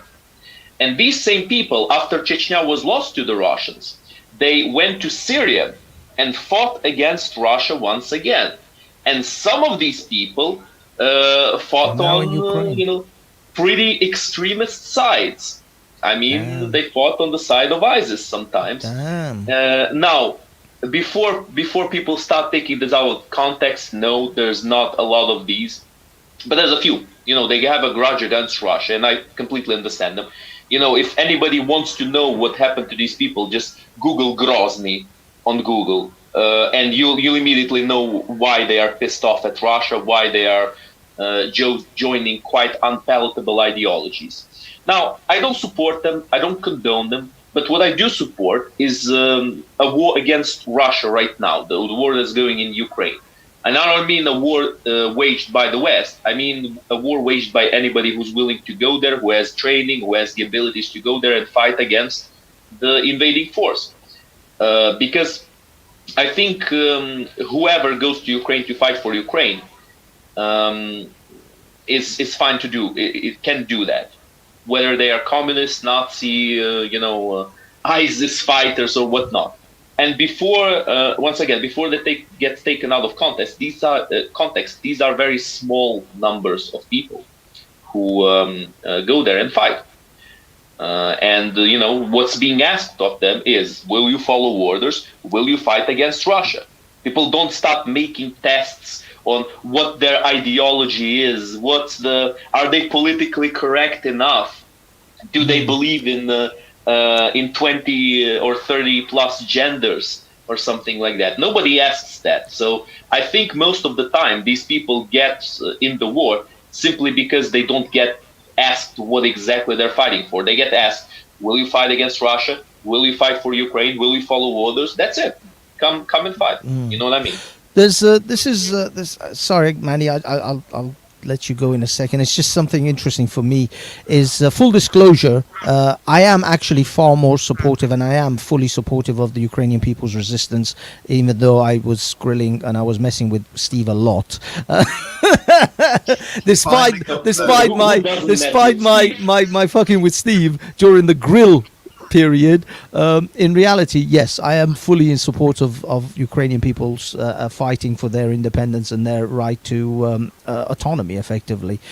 Even though I know this situation is complicated and the issues with the Donbass region and Crimea are far more complicated than people. It's not a black and white. I personally think that the Donbass region should get a referendum at the end of all of this on where they want to be. Whether they want to be Russians, they want to be Ukrainians. Personally, that's my stance. But I mean, again, I'm just trying to acknowledge the complexity of that particular situation. But the rest of it, as far as Russia's invasion of a sovereign nation like Ukraine, that is a totally unacceptable thing as far as I'm concerned. This, from my perspective, is 100% unacceptable, and it doesn't matter what other excuses they use. They are not just protecting the Donbass region, they're moving into Kiev. Or Kiev. I don't know how you guys pronounce it. I've heard so many pronunciations. It's driving me nuts. I always said Kiev, but I think the Ukrainians, you guys pronounce it as Kiev? Is that? So the Ukrainian pronunciation is Kiev. Kiev. Okay, so it's sort of in between Kiev and Kiev. Yeah. But the Americans just pronounce it so badly. But yeah, for me, you're right that war makes strange bedfellows, and they probably have, Chechen ISIS fighters fighting with them or Nazis. But at that point, who cares? If you're fighting, jets and tanks, and you've got AK-47s, at this point I wouldn't give a shit whether you want to be a neo-Nazi or you want to be a trans trans Chechen. No trans allowed in the other battalion. Steve, did you have any questions for Pablo since he just parachuted in? Well, I mean, not so much a question, just a point, but I think statistically there are more Nazis in Russia than there are in Ukraine. And again, the Russian state has kind of taken advantage of support of such vile people. So again, for them to be just spewing this nonsense that Ukrainian is a Nazi country because it has a few Nazis, well, who wants to look at itself? And then the other point I was going to make is, the Russia invaded Crimea, the world looked away and did nothing. Russia invaded Georgia, the world looked away and did nothing. Now, anyone who thinks the fact that Russia are now invading the entire state of Ukraine and that we should that we should look away and do nothing, I mean, what world do they want to end up with? But do you really want to risk World War III over this? That's the question, really. So at what point do you stand up to the bully? Because we've allowed him to get away with it so much so far. So do we not stand up to the bully because we don't want World War III? Well, it's not that we don't stand up to the bully. You can, if the bully has a nuclear bomb, you may want to consider other options before. I think we can't just simply, go into an all-out war with Russia. Even though we Nobody's should asking press for that, Bank. Nobody's yeah, asking no, for of course they are. If they're asking for if you're asking for a no-fly zone, how do you think NATO is going to protect that no-fly zone? They're going to have to shoot Russian planes down. So therefore, that's true. So therefore, we accept that the death of the nation of Ukraine, Ukrainian people, is acceptable. Well, we accept lots of horrific things in the world. Do you realize that we accepted Gaddafi and Saddam Hussein torturing people for decades? When Donald Rumsfeld went into Iraq in the 90s and shook Saddam Hussein's hands, selling him chemical weapons he then used on Iranians who then used it on school children. I have some pictures of schools who were covered in the mustard gas that Saddam Hussein used on them whilst Donald Rumsfeld did it. So we accept horrific things all the time. And of course, really that's wrong. Depends on the degree. This one is on our doorstep, and if we don't stop this one, it will be spreading across Europe. You really don't think that if we allow Putin to do exactly what he wants without any retribution, he will stop at Ukraine? Oh no! I don't think we should have no retribution. Have you not heard what leading politicians and leading TV channels in Russia are currently talking about? They are talking about Poland being next. The equivalents of BBC One and ITV. They are holding discussion talks, talking about them doing this to Poland next, and why Poland should be left. I mean, the thing is, I think everybody knows that history attests to the fact that if they mess with Poland, they're messing with the Western Europe at the minimum. Britain will 100% get involved. They got involved in Germany because of Poland. I don't think they're going to shy away getting involved with Russia over Poland either. So I don't think Poland is 100% the red line. I'll be very shocked if Western powers don't get involved if Poland in any way gets invaded. Hold on. Banksy, just because Poland is a red line doesn't mean Putin won't cross it. Oh no. But what I mean is, then we're in an all-out war. Then it's World War III, effectively. So hold on. Let me So let's put this into perspective. So rightfully so, we don't want a direct confrontation with Russia. No problem there. Now, when I said that nobody's talking about no-fly zone, I meant us right now. I didn't mean overall. The Ukrainian president or the politicians, blah, blah, blah. There are talks about it. Now, I think it's debatable whether we should do it or not. There could be good points made for either argument. But what I do want to speak about now is the funny situation that we got ourselves into. So a country got invaded. That country is currently defending itself from that invasion. And we get all kinds of people and arguments, screaming and shouting, be neutral, we don't want war, we don't want World War III. Motherfuckers, World War III has already kind of started with this. Putin has crossed a line that should have never been crossed. Putin has threatened nuclear war to the whole world for sanctions. For sanctions, Banksy. And you don't think Putin is shameless enough to keep this up? No, the way I see it is, I mean, from at least my opinion is, if we can get the Ukrainians because you see, this is degrees of escalation.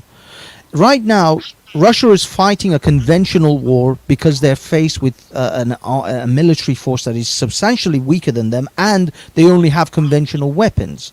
So when it's degrees of escalation. So you escalate this and give or bring in planes and jets to fight the Russians will then become more aggressive with their bigger bombs and bigger planes and bigger jets and so on and so forth. The only thing I can see personally is if the Ukrainians can inflict enough damage for a sustained period of time on the Russians so that Putin will be brought to the negotiating table, so that he will recognize that this taking over the entire country of Ukraine is not worth the effort. The chew is not worth the bite. You know what I mean? So once he gets to that point and he comes to because ultimately, unless we go to full-out Third World War and potential nuclear holocaust, this has to end on a negotiating table somewhere. But what you've just described there, Banksy, of getting to that point and then Putin having to come to the negotiating table, do you really think he's the sort of individual to follow that course? Yeah, no, I honestly don't think he's the madman people think. I think he will negotiate. I think that is, to me, I see that as still a propaganda from the West to say that he's just crazy and he's never going to stop. I think he is capable of negotiating. It just needs to have enough of an incentive to do it. Banksy, if you had seen what is going on in Russia right now, if you had seen what they're saying on TV and what they're encouraging their people to do, if you had seen that their media is clearly and openly shouting, "We're killing those Nazis! Give us your support," you would have changed your mind about what you think about Putin, because Putin will never ever negotiate. He will never ever give anything back to Ukraine, because that is the position where he put himself in. Now, I don't think Putin is clinically crazy. I don't think he's drooling from his mouth or something. I don't think he's crazy in that way. But I think he got very, very overconfident when he started invading Ukraine. And he sees the Western leaders right now as a joke. Yeah. Now, the luck of the West is that it has an overwhelmingly bigger amount of power, bigger amount of everything, really, better economy, better technology, better military, bigger military than Russia. Russia doesn't compare on any of these things. Russia is a speck, is less than nothing. Even half of their nukes probably won't shoot if they really want them to shoot. Like their tanks, a lot of their tanks were rusting away. A lot of their tanks are simply not available to be used. They need very, very big repairs to be used. So Russia is not a direct military threat. Literally, the only reason why we're still having this conversation, why the West hasn't completely destroyed and annihilated Russia, is because they have nukes. Russia could have collapsed long ago. Putin could have been killed long ago. And we would have a new president in Russia. And we wouldn't have this conversation. We wouldn't have this problem. Now, the key here is Putin. That's the one and only thing that needs to be a sacrifice. There is no way in hell. There's not a chance that Putin will try to come to a fair agreement. Putin has broken every single agreement he has made part of. Putin has made up a lot of different agreements, like, for example, the supposed promise of NATO to not expand anywhere further east, which is a lie. There was no such contract. There was no such treaty. Nothing like that. No. This was an agreed upon. There was no treaty. Right. But maybe that's what he's pushing for now. Banksy, there was a discussion. There was a discussion about, if you're going to play nice, we're not going to expand. Yeah, but that discussion was over the Berlin Wall and how they are going to actually bring down the wall and unify Germany, and the sort of, if you like, the give and take in that scenario was that NATO would not expand further east because of the unification, and that's when Russia or the Soviet Union decided, okay, we will allow the unification of Germany. So there were some agreements and there were give and take in that, and I don't think NATO held up their end of the bargain. Hold on, Banksy, I'm sorry, but we will allow the reunification of Germany. Germany wanted to be reunified. Germany did not want Soviet troops. No, it does matter, Banksy, because you're clearly siding right now. You're giving a lot of ground to an authoritarian ruler. And I know that you're not an apologist who defends authoritarian rulers, but it surprises me on how many people actually start defending these arguments. It's not defending. It's just I'm looking at the reality of the situation, and the way I see it is, I don't think we can afford to go to a full open warfare between the United States, Europe, and Russia in this complete untethered open war, because this will be disastrous for all of us and potentially at the end of the human race on this planet. I mean, there's the potential for the end of the human race. Are you willing to risk the end of humanity for someone who we perceive as some sort of a madman? Because this isn't Germany anymore. This is not the 1900s or the 20th century. We are dealing with some serious weapons now. The bomb I was just watching a small video on the bomb, the big man that they threw on Hiroshima. I think it was Hiroshima or Nagasaki, and the bomb that they the atomic bomb that they detonated over Hiroshima and Nagasaki is literally 1,000 times less powerful than the nuclear weapons they have right now. Thanks. That is why I'm not advocating for direct intervention.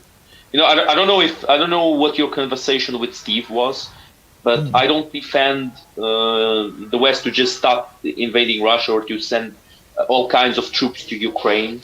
I don't defend that, and even the no-fly zone is debatable, as I said. Because I think you're right in what you're saying. It's a huge risk, and Ukraine is not a worthy price to pay for the annihilation of mankind.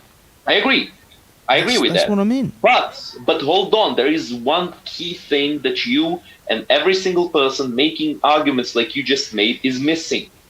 You're not dealing with a negotiator.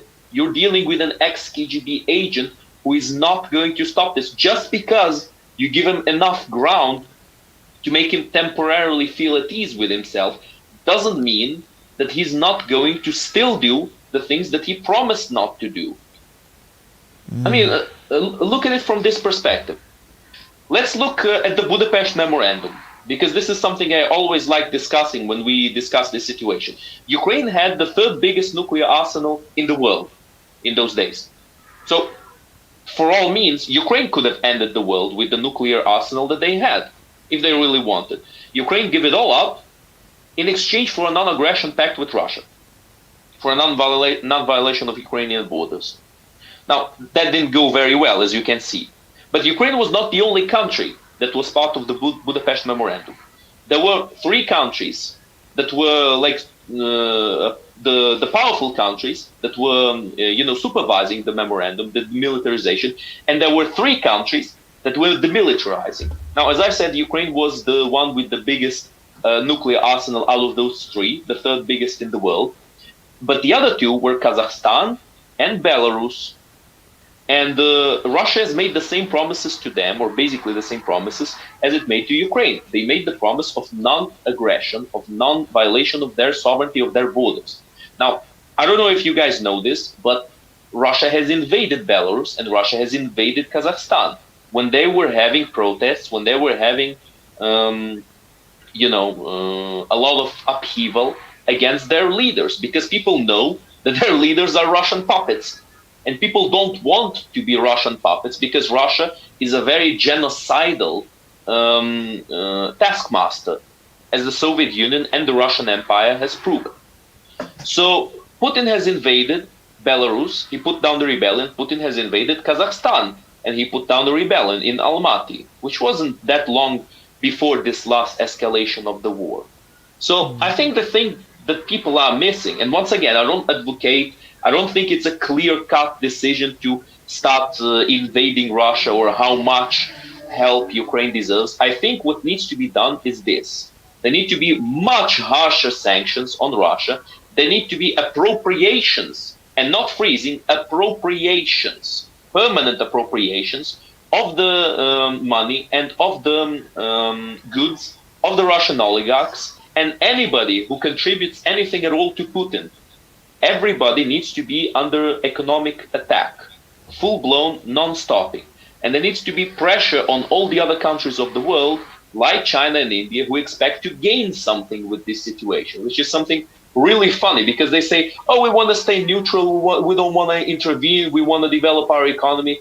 Yeah, I mean, you're not really going to escape if nuclear war becomes a thing. And I think the only way out of this situation is not on a negotiating table. The only way out of this situation is for Putin's command and control structure, first of all. Secondly of all, Putin's oligarchs, his piggy banks.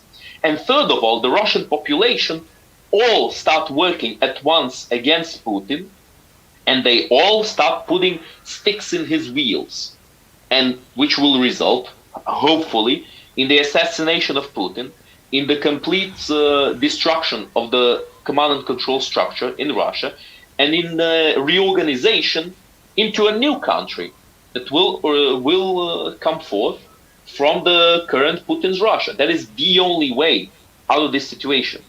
Because look, Banksy, again, I feel like I might be using some cliches right now, because these days comparing people to Hitler is the biggest cliche ever. Like, oh, you have an opinion you don't agree with, you're Hitler, you're Nazi, you're this, you're that. But after Hitler invaded Poland, he didn't immediately invade other countries. Even though Great Britain declared war on Germany, there wasn't that much fighting going for a long time. And after Hitler invaded Poland, only around a year later, he invaded Norway. And only sometime after that, he started invading France and other countries. And there you go. Then the World War II was in full throttle. And a while after that, he invaded the Soviet Union, which, by the way, was his ally when the war started. Soviet Union, yes, they had a pact made with Nazi Germany, which was called the Molotov Treaty, if I'm not mistaken, which consisted in them dividing Poland half-half, and each of them taking half of it. So I think what we're dealing here is a man who fancies himself as a conquering hero, as some kind of a god for his people, and he refuses to give up that authority, simply put. So I'm not advocating for a nuclear war. I never had. I don't think Zelensky is advocating for it. Zelensky is simply trying to do what's best for his country. Now, whether or not the no-fly zone is feasible, again, debatable, and I'm willing to hear any points you might have about that. I don't completely commit to yes, we should make a fly zone, or no, we shouldn't. I think it's debatable. But just to summarize this, I think you guys are missing the main problem here. The main problem is Putin. He started this. And he started this because he refused to have diplomacy with the West and with Ukraine. This is why this whole situation started. There were talks with him. There was diplomatic relations. He threw all of that under the bus, And now, after all he's done, after he's committed himself to this situation, you guys really think that he's going to suddenly start being reasonable after all the unreasonable moves that he's been making? I think you're being too charitable to him. Sorry, go on. Is this video true, Pavlov? Is this your president? Oh boy. Okay, stop. I know the video. Anyway, obviously you're not going to stop. Yeah, look, you're having a good time. I'm glad at least you're having a good time. Yes, indeed. One of the guys in this video is the current Ukrainian. Okay, the music is a little. Okay, thank you. One of the guys in this video, yes, that's our great President Zelensky. Your leader that you are willing to die for. Me? Not willing to die for the leader, for the country. Yeah, exactly. I'm not willing to die for the president. No, I'm not fighting for the president. You know, I was actually organizing a group of 10 guys to go to Ukraine with them and fight in this war. But seeing that I have no military experience, I did some research, and apparently they're turning people back at the border who have no experience. So they don't want. Yeah, they don't want more mouths to feed. They already it's not have just more than that. enough. They can become, actually, they're more of a hindrance to the actual military people than they are help, because the military guys have to not only, fight, but they have to look after these guys as well and kind of protect them. Or in some cases. Sorry, go on. Frank. No, I was saying in some cases they actually I've heard that people have gone over there and they've been used as simply cannon fodder. They're like, go over there and just get shot and as soon as the sniper shoots you, then we'll know where he is so we can kill him. Go ahead, Steve. What were you going to say? I was just going to say, there's this huge desperation to ridicule Zelensky. Now, and I just think it's cheap. It's a bit pathetic. Very cheap. It's very pathetic. It's very silly. And honestly, I find it kind of funny at this point. Not because people try to make fun of him, but just because, okay, look, sure, he did some silly things in the past. I mean, imagine this. Imagine one day sure, no problem. But imagine this. Imagine one day I become the president of Ukraine. Hopefully not. Between Pavlov and Steve, we've got potential leaders of the nations here. Hopefully not. But what you just said there is a little bit weird, because you said he's done some silly things in the past.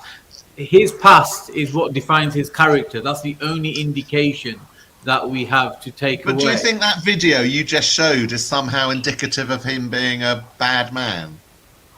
But hold on. It's to indicate. Many is right now not being very genuine. I gotta be honest. It's not your past that dictates your character. It's your actions that shows how your character is. Right, his actions were in high heels. But the thing is, look. I'll be honest. From my perspective, Wait, Banksy. I need to actually answer this properly, because I've heard this attempt at ridicule many different times. And as Steve said, I think it's quite childish and quite pathetic to even try this at all, because this is very easily debunkable. Sure, he wore high heels, no problem. He was an actor. He was a comedian. I know many actors who wore high heels, who are men. It doesn't mean they are lacking in courage or in fighting spirit or in ability to do good decisions. They just wore high heels. I know a guy who's a great martial artist and who was an actor and who had a woman's wig one time on stage. Now, okay, what is this? When you know, no, it's okay. Please carry on. I'm just getting something ready. I will. So I think it's a pretty bad argument to say, your president, he's full of shit because he wore high heels this one time on TV. Or he was a comedian. He was a comedian. Now, I myself, I didn't really have high hopes for Zelensky when he became president. Because, again, he's a comedian. He didn't really have a lot of political experience. He didn't really have that much potential, I would say. So before this war started, I would have, before this escalated like this, because the war started in 2014. Yes. Yeah. I gotta be careful with this because I know the war started before, so I must not give people false information by accident.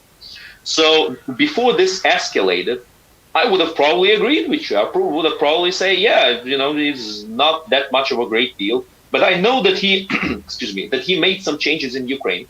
He has made moves to fight corruption. Now, of course, they haven't been completely successful. And he has improved the infrastructure in Ukraine. For example, he fixed the roads, which is actually a bigger deal than it might seem at first glance. Roads are pretty important to trade, and it's basically a symbol of how good a country is a lot of times. Sorry, can I just jump in quickly on that point? And anyone that's been to Russia outside of central St. Petersburg and central Moscow will know the state of the roads in Russia. They're blinking awful. If you think we got potholes here, you've seen nothing until you actually go into Russia and look at the state of that country. Yeah, one thing I just want to say, I just want to say about this video on Zelensky. Now, as much as I have a lot of fun with that, it's not necessarily a symbol of him, his past, and what would dictate his future. I agree with you, Pavlov. That doesn't speak to a man's character, and his actions speak to a man's character. But it is a demonstration of the feminization that we have seen across Europe, this gender bending ideologies, what it does, for me at least, from what I can see from a person from the Middle East and have some concept of the Middle Eastern mindset, is it shows weakness. That's how I see it. That is the polar opposite. Weakness. That is the polar opposite of what that man has shown during. Of course it is. But that's what I mean. That's the purpose of that video, though, is to demonstrate that he's weak, he's feminine, he's a woman. But he's not, though. By his actions and behaviours during the course of the conflict has shown the polar opposite. I can categorically. I tell you all that would not follow any. Guys, wait, guys, hold on a second. Let me just say a little bit, a conclusion to what I was saying, and that's it. I'll give you guys some time to explain the next points. Guys, he's an actor. He will play the role that they're asking him to play. Now, it doesn't mean he likes wearing high heels. It doesn't mean he's a sissy, or he's a coward, or he's effeminate, or whatever. It means he's playing a role. That's all that it means. And I think agree with you. Hold on. And people don't have this understanding of actors. Like, it's the same stupid idea people have of porn actors. And you know this better than anyone, Banksy, because of the reasons that we all know. People think, she's loving it so much. Yeah. But it's all fake. I 100% agree with you, Pavlov. My point was that is a piece that can be used as a propaganda to demonstrate his weakness. Not that he is weak. It's that's the framing of that image of that video. I agree. But I think we need to all understand that propaganda is propaganda, and we cannot use propaganda as a argument. That's it. Well, I don't think it's propaganda that he was wearing high heels, but let's go forward with this video anyway. Have you never worn high heels? The point I was making. Has Manny ever worn high heels? Attack against civilians that the media blames on. Sorry? Have you ever worn high heels? Let's watch the video. Only on the Tuesdays. Yesterday, this rocket came down in the center, and somehow ABC News got a photo of this rocket and said that it was a Russian rocket launched at Ukrainian positions near the Polish border. The exact same photo from not 500 meters from where I'm sitting right now. In 2015, I was in a soup kitchen in Lugansk, in Lugansk People's Republic, in the village of Pervomaisk. And during this time, in the morning, there had been a rocket attack by Ukrainian forces on this soup kitchen, one of the only places that people could still get their warm soup and food. And we went to document the damage. While we were there, another rocket attack came, and the women and children were saying, how can the Ukrainian government keep doing this? They're killing us. And the Western mainstream media parts of my video, cut out where the civilians were cursing at Peter Poroshenko. This is the exact video. You guys are right on straight. And they said, you can still search it today on YouTube, and they still today have reports saying that it was a rebel rocket attack, when the fact is 100% it was a Ukrainian attack hitting this soup kitchen twice. And how is that clip a piece of evidence that we should give any more credence to anything else? Someone screaming on Infowars or Warrant, whatever it was. Yeah, I love it. I love it how people want to pick and select. We have to. Where the information comes from. Guys, don't shout. Come on, don't shout, please. So the chap who was talking, he is the first English-speaking journalist on the front line, right? So he said he was in Lugansk before the recent. Yeah, he was just making a point that some of the Western media are chopping up his previous content. Wait, Steve. Let him finish the point. Narrative. So that was just one clip of many that I've come across, not just from this journalist, but various other journalists and what have you. Some of them is propaganda, quite blatantly, because I watch a lot of those clips at least 3 times, if not closer to 10. And obviously, a lot of the time, I don't speak the language. It's very hard for me. But you know, some of it is genuine, and some of the footage seems quite clear. And this is why I wanted Pavlov on today. It seems to me, from watching absolutely hundreds of these different type of videos, that the Ukrainian army have set up attack points within the residential areas. In other words, inviting attack from the Russian forces, and as a consequence, as a minimum, the attacks on the Russian forces are equating to residential buildings and civilians being hurt. Have you seen that? Have you heard of that? Is that something? Is that reality to you? And what, if so, why is the Ukrainian army positioning themselves so close to civilians? Because obviously they're getting hurt. So I think the first thing that we need to note about the video we saw is that it's old. It's the very first point we need to make, because they're speaking about Poroshenko, who was the last Ukrainian president and who now has been exposed as having a lot of corruption in the country and having been kind of a traitor himself, because he was selling chocolates to Russia as his country was at war with the same country he was selling chocolates to, because he owns Roshen, one of the biggest chocolate factories in Eastern Europe, and he was still having business with Russia, so he's kind of a traitor, if you ask me. But anyway, that point aside, first of all, it's old. Secondly of all, because it's old, we can know exactly the area where this video was probably taken, where this situation happened, which is around Donetsk and Luhansk, which are densely populated area where people still lived in the beginning of the war. Now, most people had evacuated the place very quickly. The few people that didn't evacuate, well, I'm sorry, but a war zone is a war zone. And I don't think it's the fault of the Ukrainian military for taking positions to defend their country against an invasion when people don't want to move from a location. Now, I'll tell you exactly why these people most likely didn't want to move location, because they probably supported Russia. Because in the periphery between the Russian-controlled regions, or the Donetsk and Luhansk-controlled regions, in that periphery, there were some Ukrainian enclaves on the other side, and there were some Russian enclaves on the Ukrainian side. Because it wasn't as clear-cut as, a clear line in the sand. Okay, this way go the pro-Ukrainians, this way go the pro-Russians. And, you will never find videos of these of Ukrainians, because no Ukrainian would be foolish enough to say openly to Russian media that he hates what Russia is doing in their lands. Because they would be beat up in best-case scenario, medium-case scenario, they would be shot to death at the spot, and worst case scenario, they would be tortured, humiliated, and abused by the Russian troops and by the Russian goons who were sent to Eastern Ukraine.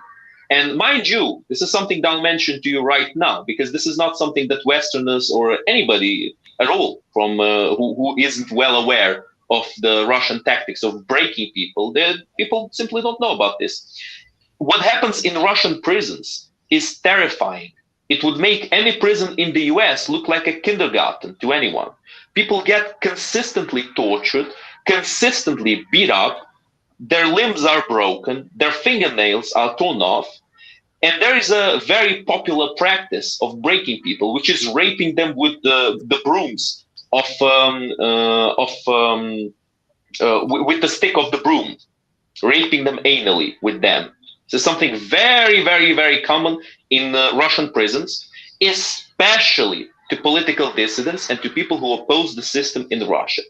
This is not something that happens in Ukraine. Very fortunately, this is one of the things that I can say with all the certainty that Ukrainians do not do. Now, let's talk a little bit more about the video, because I don't want to deviate too much. We watched the video, we need to comment on it a little bit. I understand the people who are complaining about the Ukrainians taking positions there. They probably would just prefer the Ukrainians to leave and to leave their land to the Russians. There were some people like that on the side that was controlled by Ukraine in the Donbass war. But I'm sorry, what are the Ukrainians supposed to do? Are they supposed to completely shift and reshape their battle lines and go elsewhere just because there's a few people who would prefer to side with Russia? I don't think that's feasible, because if they try to appease these few enclaves that existed on their lands, Steve, could you? I don't know if it's Steve. Maybe it's Manny. It's one of you. One of you has the microphone on, so I can kind of hear myself. Could you? Yeah, it's Steve. Yeah, nice. Thank you. But look, this is a war situation, and Ukraine was victim of an invasion by Russia, and this invasion would have continued if the Ukrainians started saying, oh yeah, sure, we'll just retreat our forces from this region. Then the Russians would have moved in and would have gained more land and would have gained a better position. So in all practicality, I think it's fair to say that these people should have left the region. Now, nobody can force them to leave. I mean, they can, but the Ukrainians didn't want to force anyone to leave. They can choose to stay. Now, they chose to stay, and they chose to complain that the Ukrainians were defending their own land, their own country. I'm sorry, but I don't see how these people are right in what they're saying. They should have either fled to Russia or they should have fled to Ukraine. Because I understand them. They're in their land, they're in their house, they don't want to leave. That's fine, I understand that. But look, if there was a war here in London right now, let's imagine France invaded England.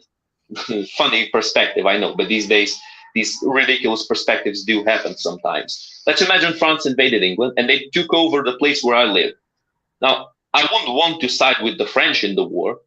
Why the bloody hell would I stay in my place and suffer the rule of the French over myself? A side that I don't agree with, a side that I don't want to contribute to. I would simply leave and go somewhere else. It was still possible to migrate to Russia, even in those moments. It was more than possible. It was encouraged by the Ukrainian military that people would be removed from the danger zones, from the zones that were likely to be bombed. And they are seriously complaining that the Ukrainian troops are around the vicinity where they are, as the Russians are bombing them. Aren't we missing the big point here? Who's bombing them? Is it the Ukrainians? No, it's the Russians. The Russians are bombing them. The supposed saviors are bombing their own people. They never really cared about it. It was all an excuse. So I'm sorry, but it's not that I believe that this is all fake. But even if parts of this are real, the agenda here is very clear, and it's very, very, very sketchy. I think it's very clear that in this situation, those guys are not in the right. That's it. I'm done for now. Thank you. Anybody else want to have some final thoughts on that? I mean, for me, I just think that this entire situation, and as much as I 100% sympathize with the Ukrainian people and their struggle, I mean, the only options I can see in front of me are an all-out open warfare by Western Europe and America against Russia, or some kind of assassination of Putin, or deposing or overthrowing of Putin. Now, because if you're saying that Putin is not a person who's going to be negotiated with, or he cannot be negotiated with, he's incapable of being brought to the negotiating table, then those are the options, as I can see in front of us, is that Putin has to somehow be overthrown, assassinated, or defeated. At the moment, I'm still not, I'll be honest, fully convinced that Putin cannot be negotiated with. I think there is a possibility that if he finds that Ukraine may turn into another Afghanistan for him, and that he will not only have a demoralized and defeated army, or a stagnant situation, then he will maybe be open to some sort of negotiation. But of course, I don't think there's any scenario in which the Ukrainian people should accept a Russian rule over their nation, or Russian puppet regime. I mean, I can see what you were saying. Belarus, Kazakhstan, I think even Georgia, and Russia was perfectly happy as long as these nations, as well as Ukraine, were just ran by puppet governments, puppet regimes.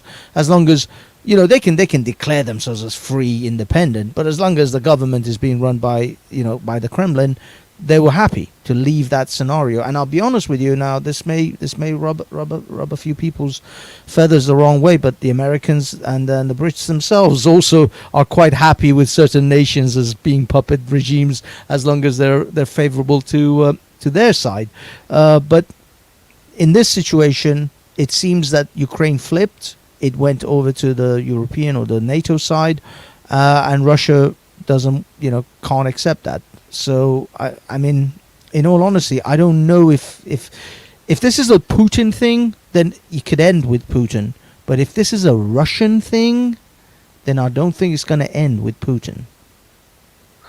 Steve and Pavlov, do you have any final thoughts before we close today's stream, gentlemen? I think we've got to continue the sanctions, ramp them up even more. I mean, Putin's partners currently sit in Switzerland.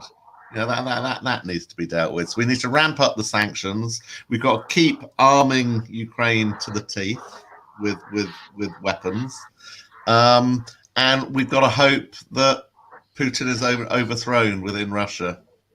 That is our only hope, and hopefully the Russian people will see through the lies. I mean, there's a lot of hacking going on of Russian websites to get some of the truth to the Russian people. So we've got to hope that works and they start realizing the truth and start realizing the lies that they've been spun. So basically, Putin can't look forward to his retirement in his palatial palace on the banks of the Black Sea with his gold taps and bathroom furniture that costs more than the average Russian person's home costs. Nothing wrong with gold taps, Steve. Thank you for that. Pavlov, any final thoughts from you, young man? Yeah, I'd like to say that I actually really like the argument that Banksy made to finish this about this being a Putin thing or this being a Russia thing. And I completely agree with them. This is not only a Putin thing. This is a Russia thing. But Putin brought it many, many levels forward. Because look, Russia as a country, ever since Ivan the Terrible, has had a proto-Mongolian way of ruling their people. It was never a European country. It was never a Western country, much less a democratic or a freedom-loving country. Russia has always ruled their people ever since Ivan the Terrible with an iron fist. This is why I think even the name Russia is wrong. It should be called Muscovy, because it was the Grand Duchy of Moscow that was ruled by Ivan the Terrible, and that's where this whole thing escalated. Now, I do think that Putin putting down for good could be a catalyst for a change in Russia, to finally make Russia into a European, into a free country that will not have authoritarian rules. Steve, could you mute your mic, please? Okay, thank you very much. It's a little bit annoying hearing. I mean, I know my voice is annoying, but it's double the annoyance when I'm hearing it after every word I say. And to finish my point, besides what I said about Banksy's argument, I agree with what Steve is saying. I think there need to be more sanctions. I think there need to be militarization of the Ukrainians, not direct intervention. That might spark nuclear war. No-fly zone, very debatable. Very debatable. I'm not a full-blown, defender of we should do everything for Ukraine. No, as I said before, humanity is a higher value than only Ukraine, because Ukraine is only a part of humanity. But I don't think that means we should just completely give up and be like, oh, let Ukraine die. Well, what can we do as long as we don't suffer, as long as humanity exists? No, because that's a mistake that people oftentimes make with dictators. And as I mentioned Hitler before, the only thing that resulted from allowing Hitler more and more freedom and allowing him to expand further and further is that he gained more and more power. And in the end, more and more people have suffered. So I think it is mandatory we put down this threat immediately, as soon as we can, via economic sanctions, via the armament of Ukrainians, via any kind of subversion possible over Russia, over the Russian command and control structure. And we need to make it so that the Russian government and the Russian people and the Russian oligarchs and the military start turning against Putin, because they will see eventually that this is an absolute no-win situation for them. That is the only way out of this problem, for them to see this as a complete and utter lost cause and no-win situation. And after that, something might happen. And also, I'm not a Zelensky fanboy. I'm not somebody who says, we should all be like Zelensky. We should all be like him. He's so brave. He's so courageous. I'm more of a fan of the Ukrainian people, because I was myself very impressed with the fight that they gave the Russian invaders. And I am still being impressed even now. One thing, sorry, Manny, I know that you finalized everyone. I just want to put this out there. Now, I know Zelensky, he's trying to be all like, warrior type, but the man could wear a suit occasionally. It's not like. Sorry, I saw this on Twitter. Someone was critiquing him wearing fatigues all the time, and he's not wearing a suit. It's like, dude, who gives a shit? His country's falling apart. Okay, so thank you to Pavlov for coming on and sharing, the information and giving us his honest opinion. And also a big thank you to Steve, who put up with the grilling very well, a bit too well, rather annoyingly, refuted pretty much everything. So thank you to Steve. And also, if you're in the Southall area, who you need to vote for. You heard it from the horse's mouth that he's going to be working for your businesses. And you never know, you might even see me and Banksy out there campaigning for Steve, because, we think, Steve is genuinely that might be a detriment to his campaign. Nice guy, and he deserves his vote. So, so thank you to both Steve and Pavlov for coming on. Thank you, guys. You guys have been awesome. Thank you ever so much. Thank you for the invitation. And I'd like to just quickly apologize for last time not showing up, because I was invited, but I had some problems. and I had to betray Banksy. Very sorry for that. But this time I managed to keep my promise. I love you, brother. You're all good. All good, always. Okay. Thanks, gentlemen. Thanks for a great evening. See you soon. Cheers. Good night. Cheers. Okay, then, Banksy, we can wrap up the show. Any final thoughts from you before I play the outro? No, thank you everyone for coming. Thank you, Steve. Thank you, Pavlov. Very interesting conversations. Let's have more of these type of conversations. My final thoughts is never trust a man who wears any face and any heels that he wants.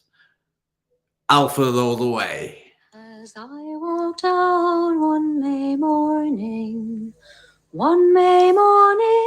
betime, I met a maid from home had strayed, just as the sun did shine.